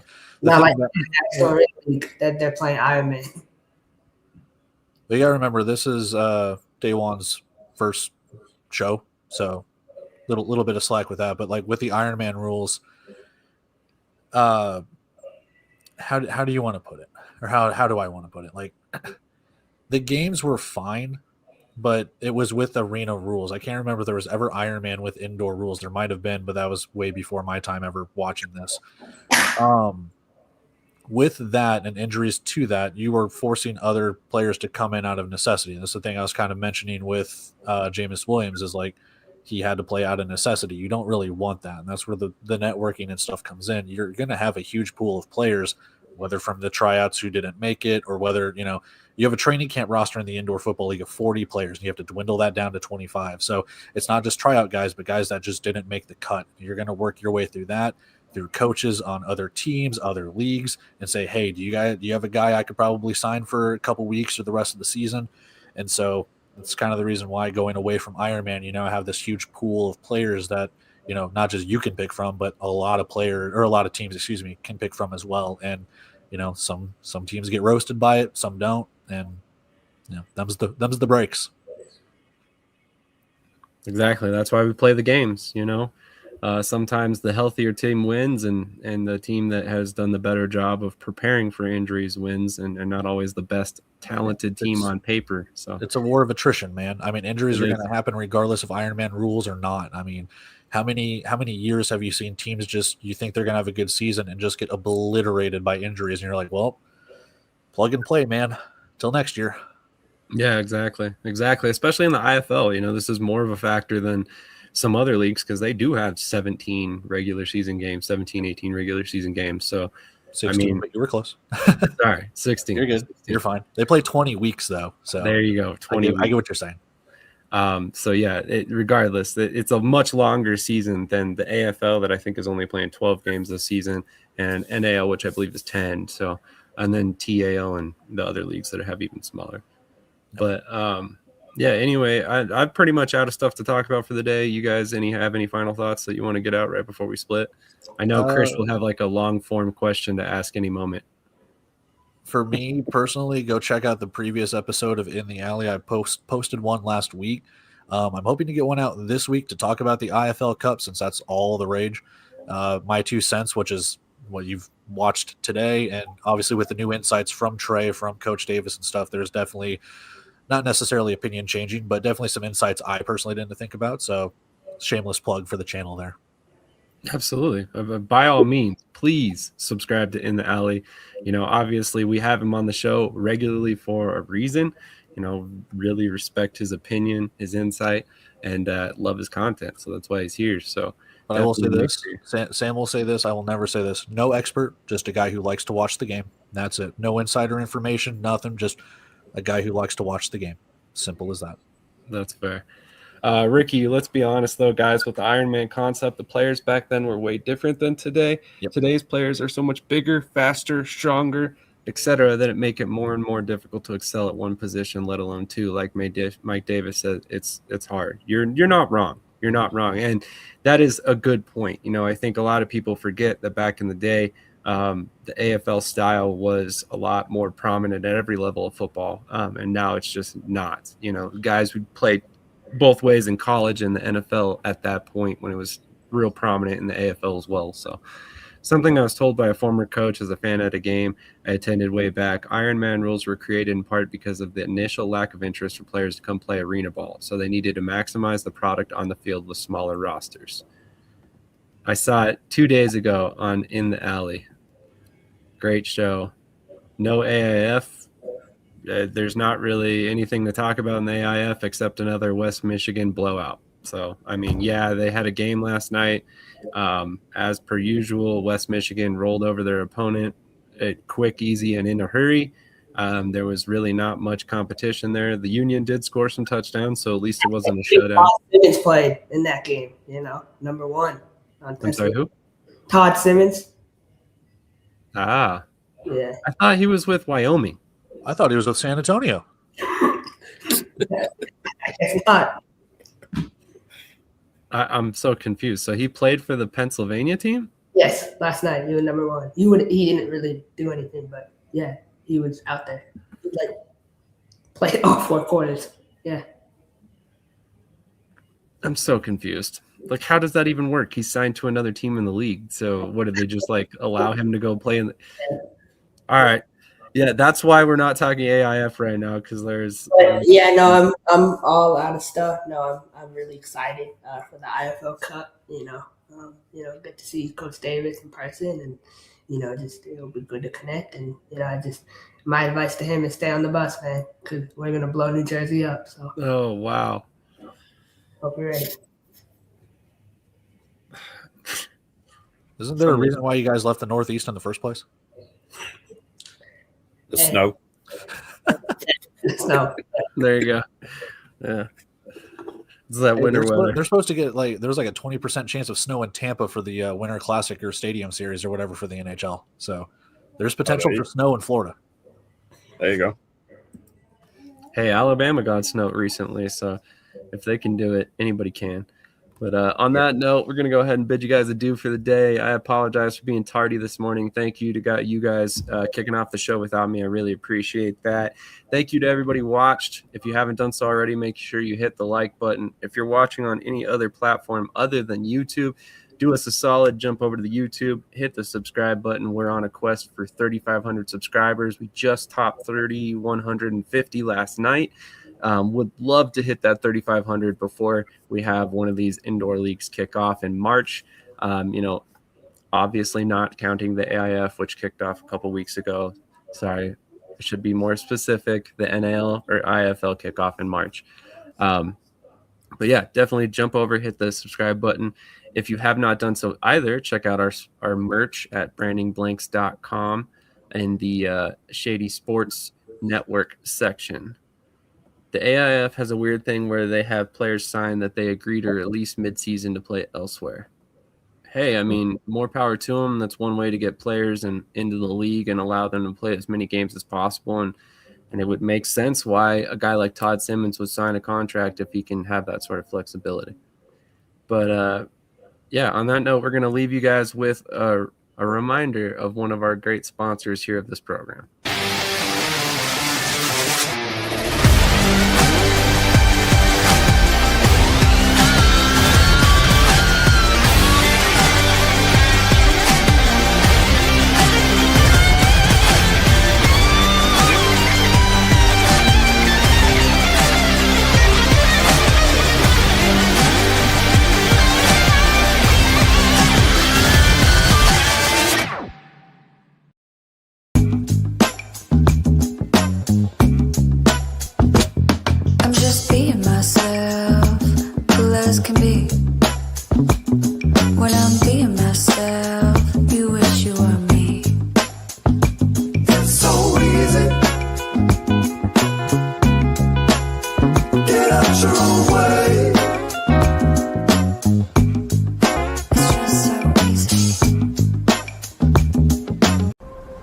you climb.